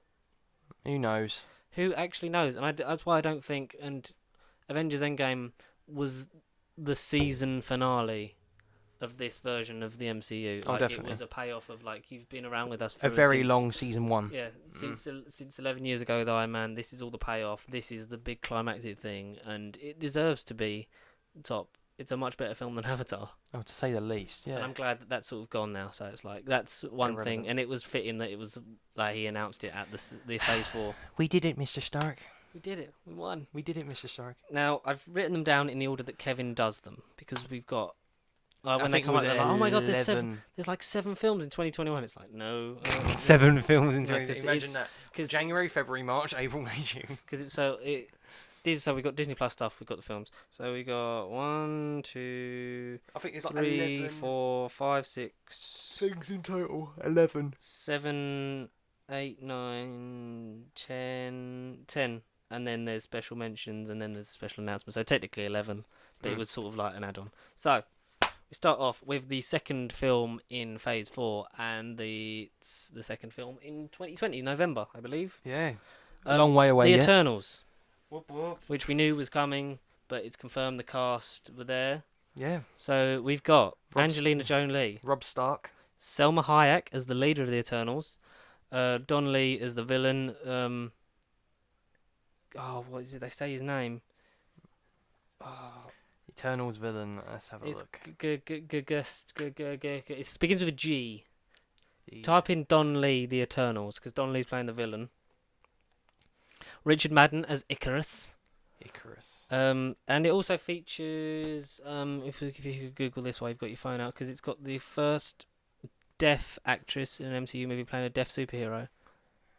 Come Which I on. forget her name, because Donnelly. that's important as well, guys. Yeah. Who's Don Lee playing? It's Gastro something or something like that. Yeah, that's what I'm trying to find it. Donnelly. Gilgamesh. Gilgamesh, that's the one. Gilgamesh. So Don Lee playing Gilgamesh, the villain. I'll quickly explain while you Google the deaf woman. I'll explain. So basically, the Eternals are. Who's playing the deaf woman? Which actress is the deaf woman? I don't know. Out of all the names, you're good with names. Oh shit! I believe it's Lauren Ridloff. Yeah.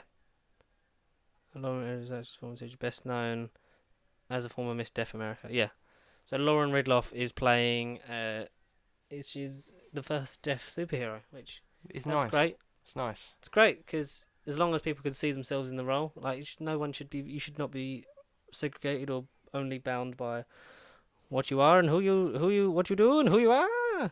But What you Eternals will are be. basically there are a bunch Cosmic of bunch of beings. immortal aliens. Celestial beings. So like we've seen the Celestials like briefly touched upon in Guardians of the Galaxy. James Gunn was meant to oversee the I think that's especially why they brought James Gunn back, because he was going to be sort of like the executive producer, like overseeing the cosmic elements of the MCU, because like he has done so well with He's got a mind for it. branching out into space and the weird and wonderful. Yeah.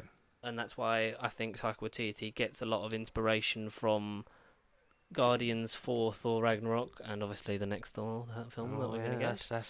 That's Looks great, but give us 5 minutes, folks. Give us 5 minutes. But yeah, it looks yeah. I'll We've see seen the it. Celestials, the Eternals, and we got Camille Kajani, Yeah, Stuba. Stu, how do you do? Yeah. Stu, how do you do? Yeah, he's in one of it. them. I believe is he the human character? He must be. Because we got a human character that's As sort of Kingo. That's the character's name, Kingo. no, he's probably not. No, he's member of the Eternals. No. Is Richard Madden then? As Icarus, he is of human offshoot race. Yeah. So he's going to be sort of our window into like being with the Eternals, that are a bunch of immortal aliens that fight crime a la Guardians of the Galaxy style. Selma Hayek as the leader. We got a female leader, which is great. Yeah. Selma Hayek. I don't Yeah. really know what she's done. Like she's done Selma stuff. Hayek. She is She's not like a big name. She's a big name, but she's not sort of had sort of a vehicle. Recent films include Grown Ups 1 and 2, Yeah. Puss in especially- Boots, Tale of Tales, and in A Hitman's Bodyguard. So yeah, so this is like a major franchise, and she's leading the Eternals, which is great. It's something. Okay, so we get our first Disney Plus show, which we knew, but we got Yes. a new logo, and it looks better. And I'm actually quite excited for it now when I saw the panel. The Falcon and the Winter Soldier. Way. They brought out, obviously with all of these, they bring out The two Captain Americas. I forgot to mention the director of the Eternals, Chloe. Zano. Yeah, Zhao. Chloe Zhao. Yeah, Chloe Zhao. Yeah. They brought her out first female. Well, not the first female director, because there's a female director know. for Black Widow. First, so she's female Asian director. Brilliant. Be ready for Shang-Chi, because I didn't write, because they didn't have the director's name on the thing, so I'll need to know that in a minute. Shang-Chi, But yes. Falcon and the Winter Soldier is a limited series on Disney Plus, which is basically an X factor for Captain America's because It they brought out Anthony Mackie and Sebastian Stan reprising their roles as Bucky Barnes and Sam Wilson, respectively. And he looks a little bit more ripped, old Anthony Mackie. So I think maybe has he been super soldiered up, or is he just in training because he knows that prepping himself. he's competing in a world without powers and he needs to sort of be. He's trying to become the next. Because in the comics he has a sort of bit of that enhancements. Yeah, he's physically enhanced. But nothing that we know of in the MCU. No, which is even more sort of heroic when you sort of think of how much shit he survived. But as I've said, and as you've sort of agreed, he's just been Captain America's sort of sidekick. Number one fan. Yeah, oh, the Cap does that, so I'm always on his side. It's like, Cap. Have your own opinions. Oh, Cap. Falcon. Love you, Cap. And that's why I think this is going to be great, because they're going to be conflicting interests. They are genuinely going to argue over. They are different sides of the same coin. And like now the Hydra stuff's gone, I think Bucky's going to have a lot more development, which is going to be. It's going to be nice for them to develop without Steve and sort of have that relationship with each other. And just let them grow together. Yeah. And like they want to find out what makes them tick and what makes them like work as people. So I think there's going to be a lot of testing each other. And it's like going to be he chose you as Captain America, but you should be Captain America. And I think whoever ends up, it'll probably be Falcon. Whoever ends up ready to become Cap, will then.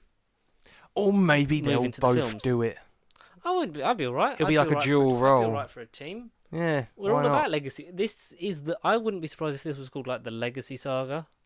The Legacy Saga. Oh, actually, that'd be a cool subtitle. Yeah. Legacy Saga. Because we're getting a lot of passing over of heroes in this new generation /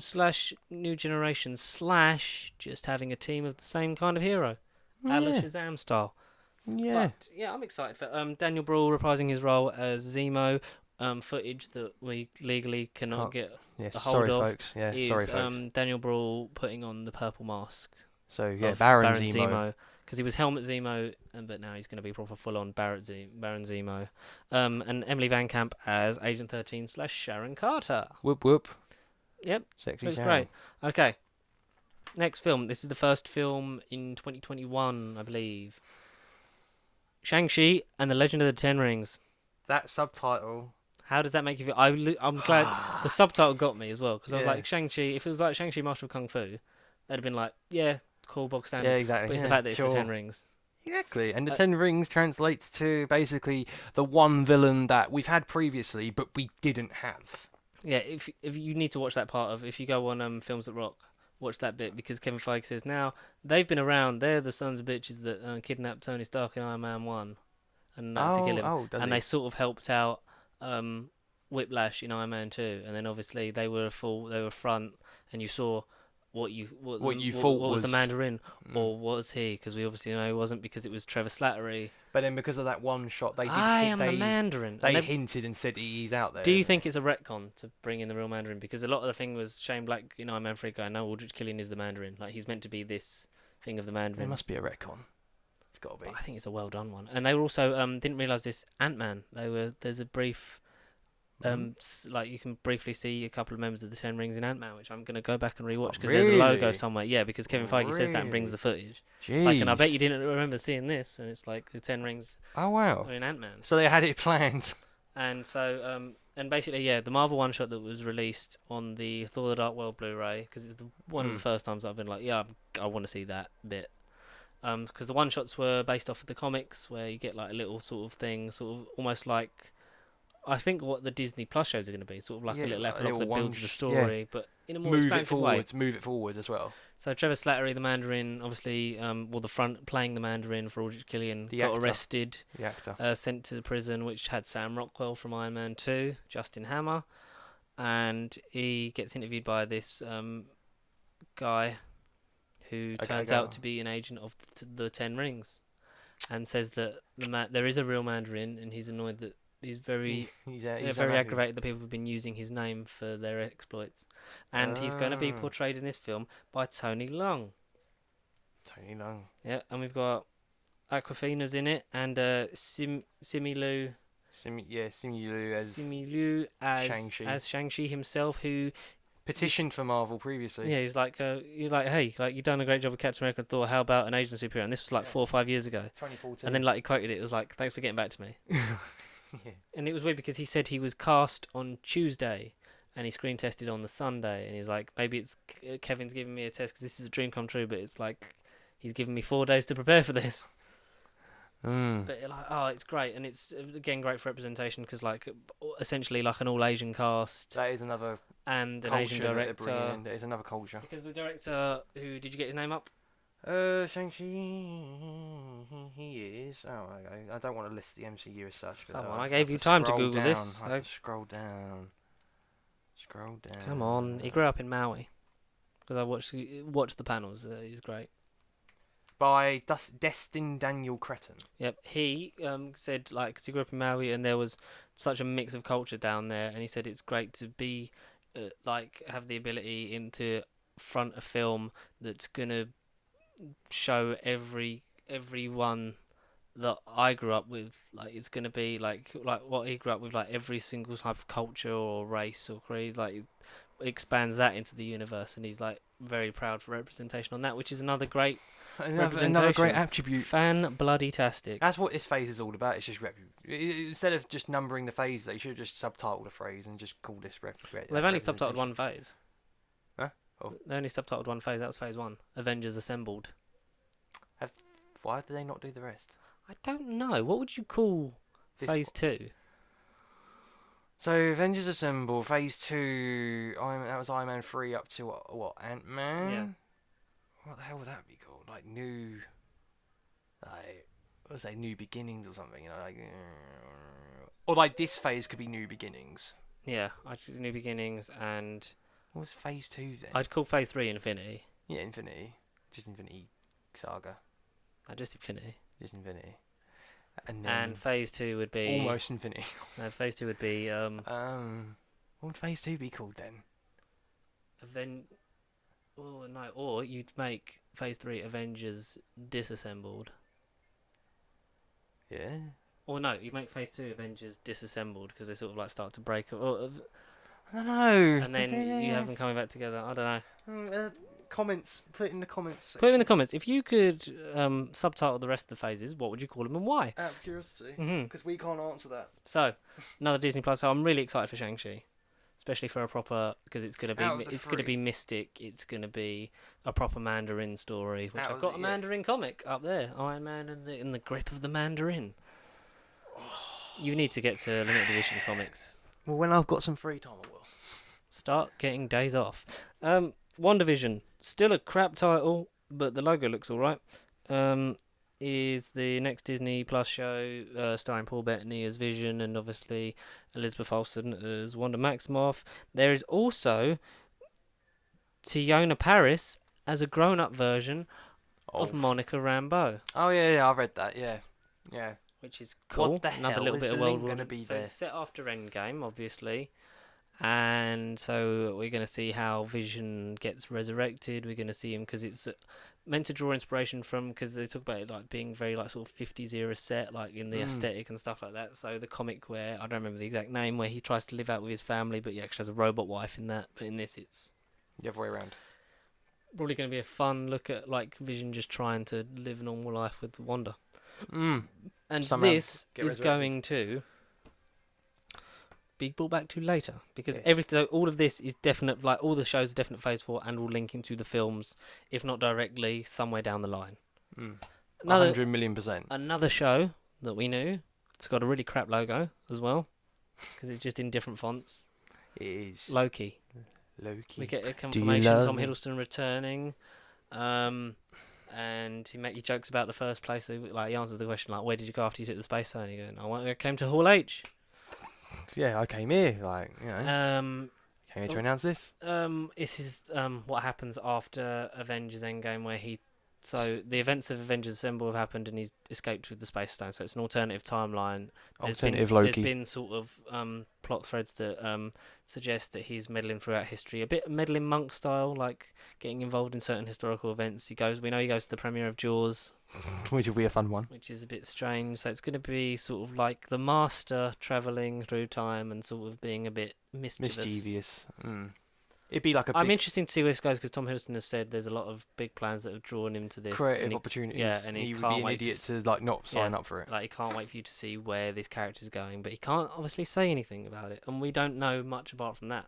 No, that's And it. how this links to it's going to be weird because all that character development we've gained since Avengers, like through like Thor: Dark World, obviously Ragnarok and Infinity War, like that's all gone all the way back to sort of not square one, but almost square one. Square 1.5 a little bit. Sort Ish. of, yeah. Ish. You love a good. We're gonna get a 0.5 shirt because you always like mention decimals. 0.5. It's true. It's like, Avengers 2.5. Yeah, 2.5. But yeah, I'm excited. I'm intrigued because I don't know. And film, no less, a sequel. Also, Or less, yeah. Doctor Strange in the Multiverse of Madness. What a title! How excited were you for that? I read the title and I thought, hang on, that's a fan edit, surely. And then I sort of read it and I was like, oh my god. It's weird because them fan edits of Scarlet Witch being in it were true because we've got Benedict Cumberbatch reprising his role of Doctor Stephen Strange and Elizabeth Olsen as Scarlet Witch. Maximoff / Scarlet Witch. Scott Derrickson returning to direct. Yeah. He said I said to Kevin, like, I don't want to just make a sequel for sequel's sake. I want to sort of allude to the points that got me involved in this genre in filmmaking, so it's going to be the first scary MCU film. Horror. Which Kevin Feige says it's going to be PG-13, but you're going to love it. So it's going to be like full-on horror, and Benedict Cumberbatch says it's about tearing Doctor Strange back down because we saw him become Cosmic. I like him in Avengers: Infinity War more than Doctor Strange because he says he becomes more of an authority and a leader, and this is about sort of like stripping him back and sort of like trying to break because he doesn't really know what's coming because, as Kevin Feige said, just because Quentin Beck lied about being from the multiverse doesn't mean multiverse didn't exist. Yeah, which is a very nice way of saying multiverse. And teaming up these two characters that I think, and WandaVision ties directly into this, so that story is going to be necessary watching to watch WandaVision before you watch Doctor Strange. Doctor Strange in the Multiverse of Madness, and I'm really excited for this. Yep. Why not? I'm excited for this team up. I think it can work. It gives Wanda a lot more to do. Exactly. That's the main thing I thought is just something for her to do. And depending on where she's left off in WandaVision, we won't know where she will end up. Nope. There's going to be a lot of visual stuff, and we're going to be transversing the multiverse, and with Nightmare as the villain. Yeah. Nightmare, who's another good villain. Another very good villain. And obviously been alluded to in pre-production art concepts. Namor has especially been dropped in that, and comics that Scott Derrickson has put on Twitter, but then that was since deleted because he put on. There was one that was Doctor Strange in a bubble underwater being attacked by Namor. I thought they would have used that idea for something. We've discussed it. I love Namor. I've got 3 Namor comics. 3 Namor. Well, are they all in order or are they random? I don't know. I was like, Namor. I've got a Namor one where Iron Fist returns. Oh, okay. So yeah. But we're going to talk about the possibility of Netflix crossing over with the final one. Please. Please. But yeah, I'm really excited for this. I love Doctor Strange. I really enjoyed. I think people either enjoyed Doctor Strange or Black Panther. That's the general consensus I've got from those two sort of films. Origin stories. You're either Team Panther or Team Strange. Yeah, but I like Black Panther, but I can see how Doctor Strange is boring it can be because it is a bit slow to start, but like visually and representation wise, it is fantastic and it's got great music and like the cast is brilliant.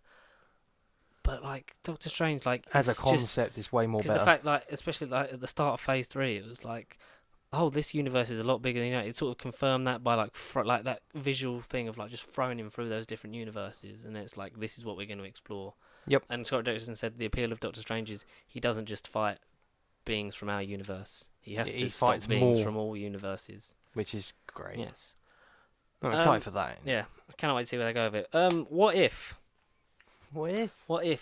Disney Marvel's first animated TV show, based off of the line of comics that were alternate scenarios, like what? So it's basically the events. It will be the events that have happened in the MCU thus far. Yeah. What if stuff had happened a little bit differently? And the cast is amazing. The logo, as I said, pointed out to you, which then we watched the Mr. Sunday Movies video where they sort of analyse it. Very detailed. So very creative. And they've got sort of little just images that invoke sort of things. You've got like a little Union Jack that could allude to Captain Britain, or when Peggy Carter gets Super Soldier Serum. There's zombies. That's the zombie universe. That's the best one. Yeah, Captain America's a zombie. Like, that'd be great.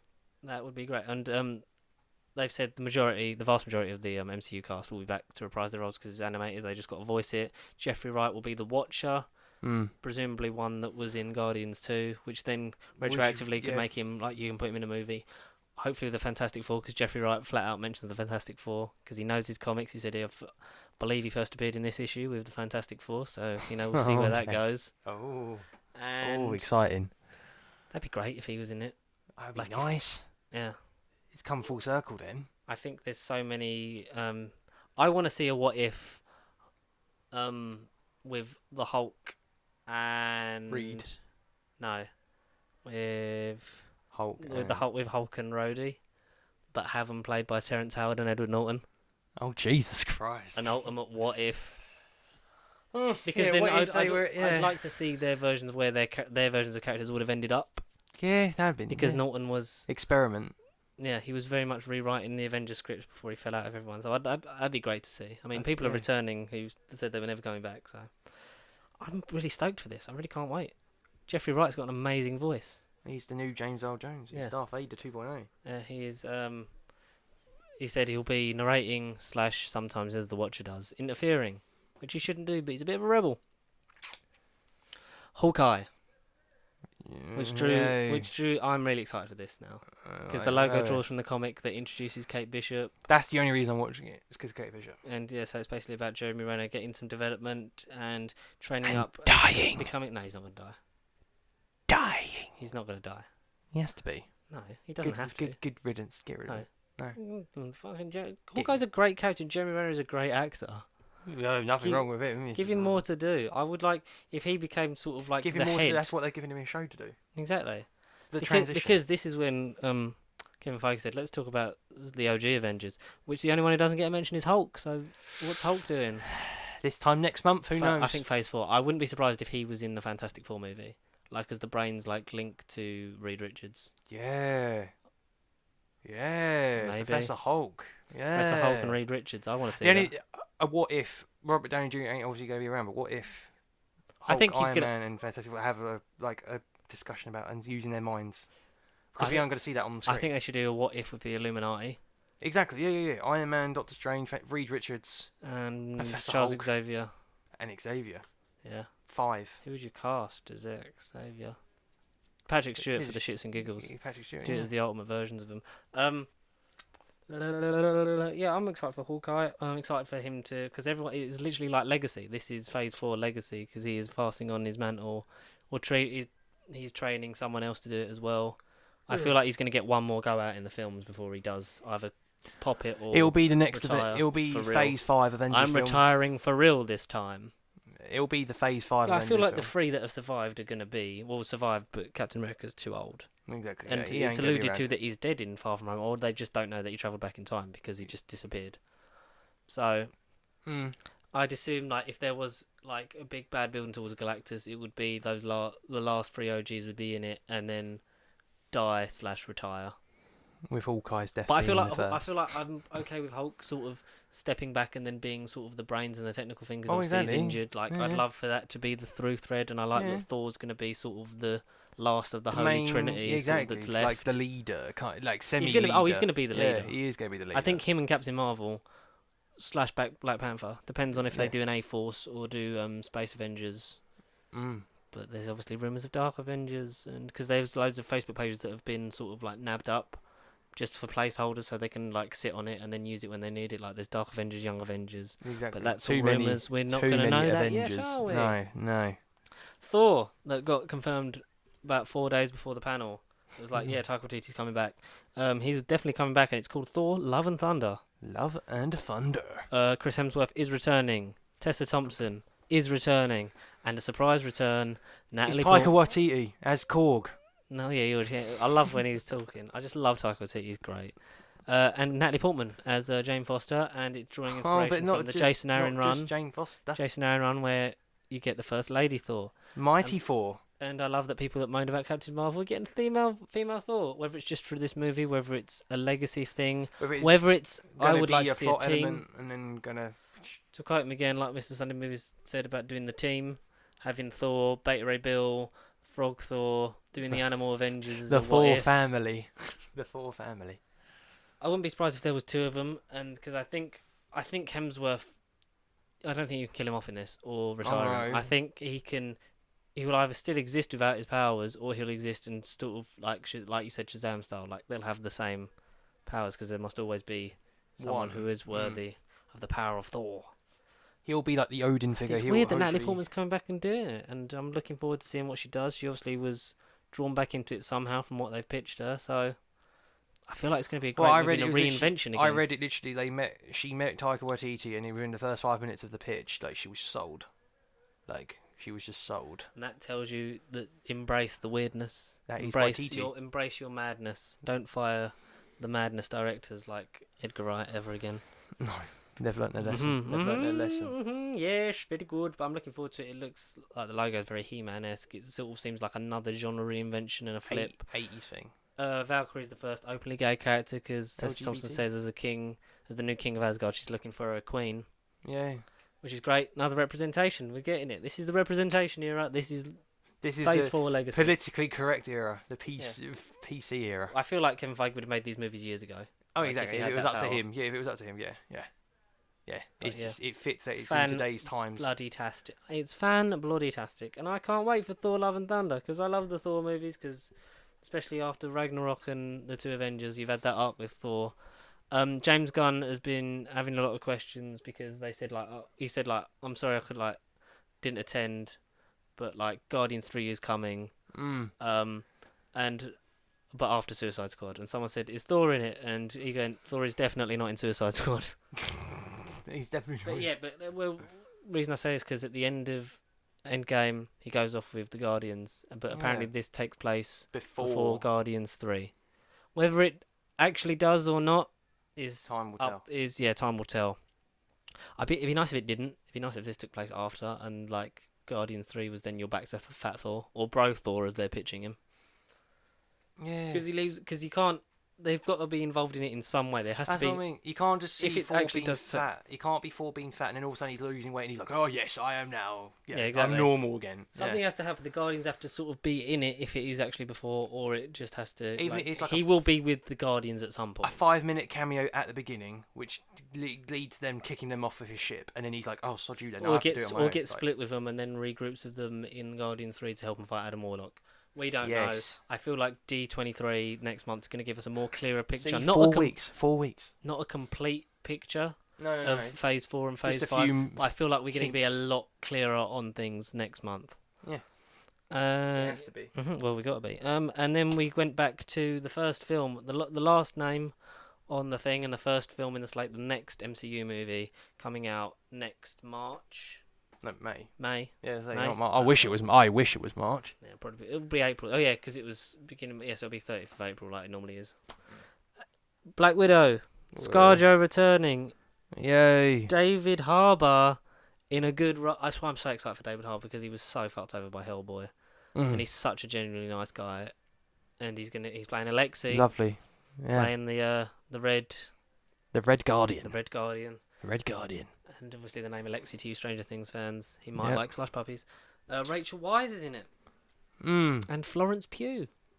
From Fighting With My Family fame and Midsommar. Yeah, that's right. And Fighting With My Family where she was Paige in a cage. This has obviously been filming for 30 days. Paige in a cage. Yeah. And they brought a little something, but obviously we couldn't see it. But apparently really good because they're filming in London at the minute. They are. Pinewood Studios couldn't give a lot on it, and it's nice for them to sort of finally, because people are like, I can finally say I've been working on this for a year. We can finally confirm everything. It gets it all out in the open. We don't know what we assume that most of it will take place, in her past and showing what she was like. All we know is that it's set after Civil War, but before Infinity War. It's set after Civil War. It's after Civil War. I thought I've mentioned this before. I'd like to see. I think we're going to see all sorts of periods. I said, you did ideally do a Black Widow trilogy. It also referenced her past in Budapest. Good. I want to see Budapest. Oh, hopefully we get Jeremy Renner cameo. Yeah, exactly. That's what I would like as a surprise. I'd like... Ray Winstone has been cast in an undisclosed role. Probably the villain. But then you've got Tony Masters / Taskmaster will feature as the primary antagonist in the film. Maybe Ray Winstone's playing Taskmaster. Norman Osborn. Ray Winston as Norman Osborn. That will I don't not know. work. I don't know. Well, You're a fraud, Spider-Man. Look at that face. Did you not know who Ray Winston is? Oh, no, the Put name. your trousers on, son. You're nicked. Can't do American. Hello, Peter. Peter, you mug. Norman Osborn. Norman Osborn here. I killed your dad. What if? What if Ray Winston was Norman Osborn? What if Matt Berry was Norman Osborn? Peter Parker. Oh, no. God, I loved you. I finished Year of the Rabbit in one sitting. What and if he that was good. Harry? What if he was Harry? Peter, Hello, Peter. you're a fraud, Spider-Man. I know, love getting you, so Mary sidetracked. Jane. The dog chewed it off last Christmas Eve. Oh God, I cannot wait. I cannot wait for all these movies and TV shows, and it's great. And depending on where this takes place, I'm excited. I feel like we're going to get allusions to all things, like her past. Obviously, that was Civil War, and hopefully a definite answer to whether she's alive or not, because obviously all the stones were put back. So there is a bit of leeway. And then, so we finished the panel, and Kevin came out and said, like, they got everyone back on stage and was like, you know, like, and there's so much stuff we didn't get to talk about today, like, and then he's Too much. and then he just rattles off the film names. It's like, we didn't even get to mention we're making Black Panther 2. We didn't even mention Guardians of the Galaxy 3's coming. We didn't even get to talk about Captain Marvel 2. We didn't even have time to talk about the Fantastic Four. That part, Jesus. Yeah, Christ. that's when everyone lost their mind, because we know that that's been rumoured and Phase 4 is the definite place for Fantastic Four. Look, it's in the name. Yeah, and he said, and there's certainly not enough time to talk about mutants. I I love that that's so vague, because I feel like What if it's New Mutants? no, New Mutants is never coming out. I feel like Deadpool is the one they're gonna focus on crossing over more. Hopefully First. not in PG-13. Yeah. And he says like, oh, we talked about there's loads of things, because that was all rumoured, which we knew because now they own everything. Mm-hmm. I'd like X-Men in Phase 5. I want Fantastic Four right now in a good movie. Exactly. Get them done. Yeah, get it done. 2022. Get it done. That'd be great. Because and they interview with Kevin afterwards. Like, I can give away no plot details because they've sort of like they've been things that it's been great that we've been finally able to discuss and play in the sandbox with them, because that's always been alluded to. We'd love to have all the characters, and now we're actually trying to find the right story. It's like, and I can't give away the plot details of stuff that we're thinking of doing or might do. And they're like, oh, have you like decided on casting date? It's like nowhere near that yet. Yeah, Nowhere near. No. No. Emily Blunt and John Krasinski. Husband and wife. Yeah. Yep. And then you get The Rock as the Thing. Ooh. And you CGI thing.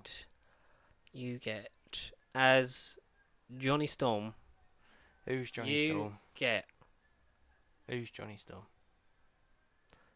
Get. Part of me wants to say Taron Egerton. I was thinking Taron Egerton, you know. Cocky badass. I think he's a bit too young for Wolverine, but I think he'd be great at it. I think he'd be great at whatever he did. Yeah. Maybe him as Cyclops. I feel like he's gonna be involved in it somewhere. Oh. I want, when we do finally have an X-Men movie, I don't want Wolverine in it for a while. Give us 2 or 3 films where it's just where it's like Cyclops, Iceman, Jubilee. Make it the OG. Make it give us Jean the Grey. 5. Yeah. Or Marvel Girl if you really want to be different. I feel like Miss Marvel's going to be a part of, if not linked in Eternals, he's going to be in Captain Marvel 2, which yes, more inclusivity, please. But yeah, and then he was like, we'll get onto the discussions now. And he said, there's all rumours. We know about rumours. I'm going to leave you with something today that definitely hasn't been rumoured. Yeah, well. Please welcome to the stage 2-time Academy Award winner, Mahershala Ali. Obviously famous for Marvel fans as... Cottonmouth from Luke Cage Season 1. Yep. The good villain that got killed off halfway through. Yep. He comes out. Yeah. Everyone's like come back on wearing because we know what Kevin Feige does. He wears to remember. I think it's just so he remembers what press tour he's on. He just wears that film's hat. Like he's always in a cap, and he always just switches it. So he's like, we've done the Endgame one, and now I've got the Black Widow one on. Yeah. Everyone it had the Black Widow logo, and it looked really nice. And Mahershala Ali comes on stage, and it's like, oh, you got your own hat there, Mahershala. Like, well, show us what it is. What is he it? puts it in, and like on the original thing, like you can't really see what it is. Like the actual like proper footage, like you can't really see it, but it just cuts to black. and then you just see letter by letter, it appears half, B and it says Blade, L-A-D-E, Blade. which is PG-13. But yeah, Mahershala fine, Ali is fine, playing Blade in the fine. new reboot in the MCU, which apparently is Phase 5, but unconfirmed. And we did that, George, because we mentioned it on one random Facebook poll, and then a few weeks later, We did. Pasty Sheep changes the world. It really does. One MCU movie at a time. Oh, one MCU casting decision at a time. If they use all of them, because the fact that we predicted Spider-Man Far From Home, Oh yeah, that's we need to start getting we've paid. got the power. Oh, we've got the power. Hands, lightning from my hands, lightning from my hands. Oh dear. But yeah, Mahershala Ali is the new Blade. A lot of fans petitioning for Wesley Snipes. There's another character. They said he's old, he's black, and if you're taking away Blade from him, I'm just saying, give this to Wesley Snipes. Which I don't remember. It's like blue something. I don't remember. I remember seeing the tweet. If I can find the tweet next week, I'll show it to you. Yeah. Giving me that character, which I want. He's too old for it. But Arguably, yeah. But I want a Wesley Snipes cameo. It'd be funny. And like I said to you before, I assume that Deadpool will be the first. Yeah. So I put to you, and if this comes true, I'm definitely psychic, and I'm going to start doing the lottery a lot more. Blade teaming up with Deadpool in a PG-13 film where Deadpool can't swear and he just makes jokes about it. He literally wants to curse and he goes, which links back to Ryan Reynolds being in Blade Trinity. And they can make a joke of that. Yeah. But hang on, you're different to how I remember you. Hey, this is not the first Blade movie I've been in. Yeah. Seriously, go watch Blade Trinity. Or don't. It was a pile of shit. Can't say that, Ryan. Oh. Who are you talking? I want the infamous line. Some motherfuckers are always trying to skate uphill. That has to be in there, if not as a pun. Or if Deadpool's in it, have Deadpool say it. It's what are you talking about? Because this is gonna be. Mahershala Ali is a fantastic actor. Oh yeah, from what I've seen him in, yes. And yes, it shows that they're paying attention to their actors that were on the Netflix TV shows. Well, yeah, clearly, but I mean, is this a sign that the Netflix MCU link is dead, or is it officially that it's dead, sort of alive in a different way? Because I wouldn't be surprised. Like we said, I can't really imagine anyone else playing Matt Murdock apart from Charlie Cox. Exactly, yeah. I think Mike Coulter is a fantastic Luke Cage. Yes. I think it's going to really annoy me. What's her name? What Kirsten Ritter Kristen Ritter. It's Jessica Jones. Kristen Ritter as Jessica Jones is fabulous. Need to do season 3 because I still haven't watched that yet. But I will do. John Berthnell, fantastic as the Punisher. Oh yeah, no one else. Imagine if Punisher they just threw Punisher in there, like Punisher and Blade. That'd be brutal. Because that'd be an amazing way to have them. That'd be gruesome. Punisher would work in Blade.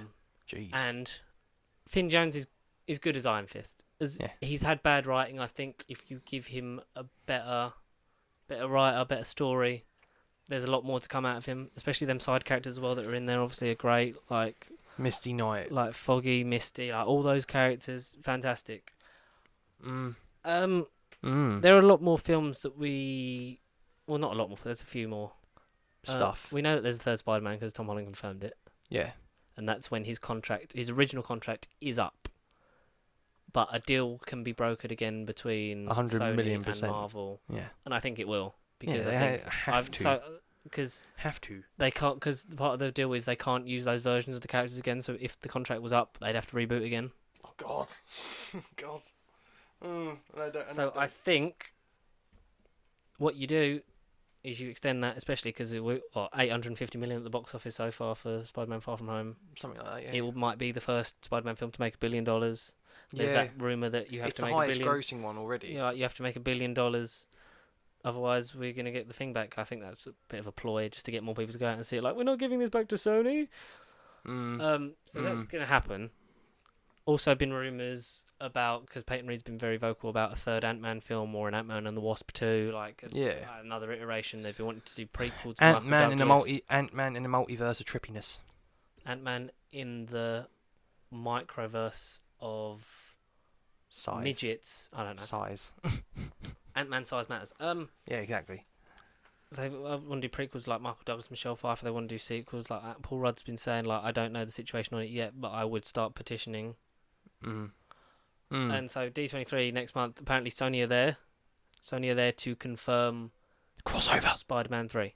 The crossover. I wouldn't Then be and then surprised. Morbius. I wouldn't be surprised if we got sort of confirmations on the ones that Kevin Feige mentioned. Like he focused on them. Maybe get a bit more in depth on like stuff like Black Widow, because obviously that's the first one out. You know, maybe have a few more stuff that we're mentioning. More trailers, more footage of it. Yeah. Well, it's only been shooting for like a month, so I don't know how much you can get out of it. But we'll have to see. I'm excited. I think like we said, we'll have a much clearer picture. This time next month. Yeah. Roughly. Fandom put out an image that was that was okay. What we know so far. So it's Phase 4. So I'll do so it's Black Widow, Eternals, Doctor Strange, Shang-Chi, Thor. With obviously the with Loki, Falcon Winter Soldier, WandaVision, What If, and Hawkeye as the shows, but they're the main movies. And then it says Phase 5, Black Panther 2, Captain Marvel 2, Guardians of the Galaxy 3, Fantastic Four, X-Men, Blade. That is yet to be confirmed or denied. Well, so I think one way or the other we're going to know what phase has what. Yeah. Because Kevin Feige says because they've got on their Disney, like when Disney released that list of all films due out, and it's got loads of untitled Marvel movies, untitled Disney animated things like Avatar, blah blah blah. I think they've got films up until 2024. Oh right. So that would confirm, I think, 2 phases. Like, and Kevin Feige's already said Phase 5 is planned.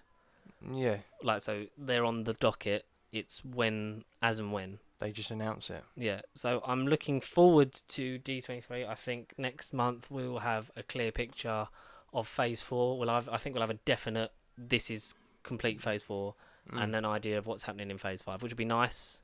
Black Panther 2 with Namor. Ooh.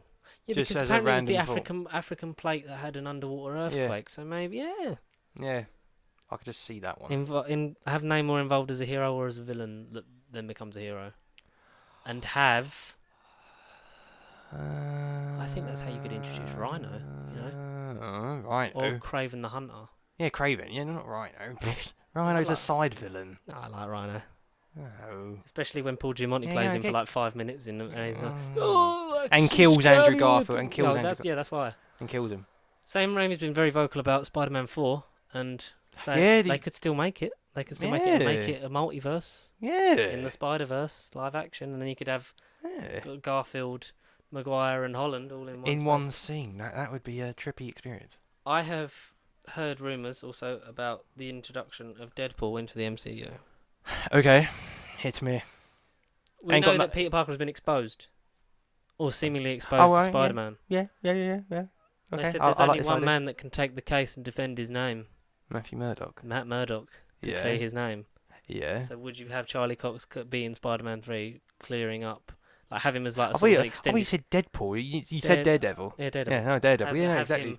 Be the defence lawyer attorney. Be the defence lawyer. Oh, yeah. Maybe just for that and clear his name and then team up with him if it's like Kingpin. I'd love to see Kingpin versus Spider-Man. Yeah. Kingpin puts out a price on his head and he's got to take Kingpin down. And that's why that's how they get the Sinister Six. Yeah. As such. Or maybe it won't be 6, but we'll get, say, Scorpion, Vulture. Well, I think Norman Osborn's going to definitely be alluded to. Yeah.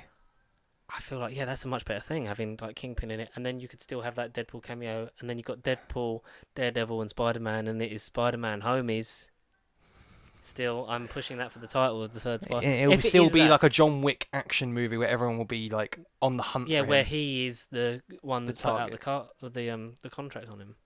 It's like, bring me Spider-Man's head, he's causing...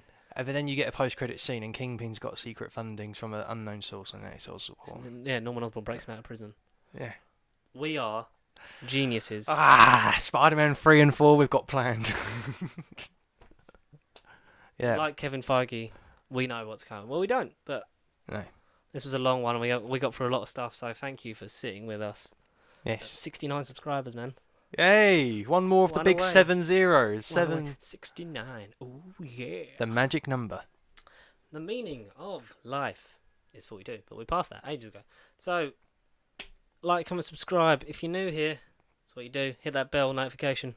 Do it Get actually. the notifications. You know what? Actually, It's- bother. Do what Mr. Sunday and actually put the little like and do that. Just so people actually go. Oh, Oh, yeah. wait, there's something on screen. Obviously, a shout out to Mr. Sunday Movies and Yeah, they're basically going to save us. Films That Rock and Big Damn Cast, because they're the people that we like. And hit that like button.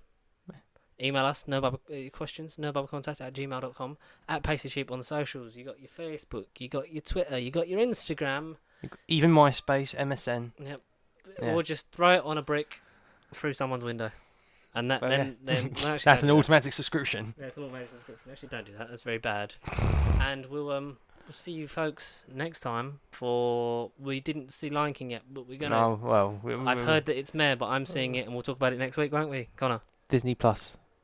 No, we're going to talk Possibly. about, we're gonna talk about Lion King. Lion King. We're going to talk about Lion King next week. Oh, Right? what I'll do is I'll watch the original. That's what I'll do, and then I'll pretend as if I've seen The it. original, you might say. We're also not that far from old Hobbs and Shaw, so you might want to get on a Fast and Furious train. I've started that. I'm on the second one. Ugh, Halfway off the second one. they are family. Yeah. Family. You might want to put your foot down, and we'll see you next week, everybody. Bye-bye. Stay pasty.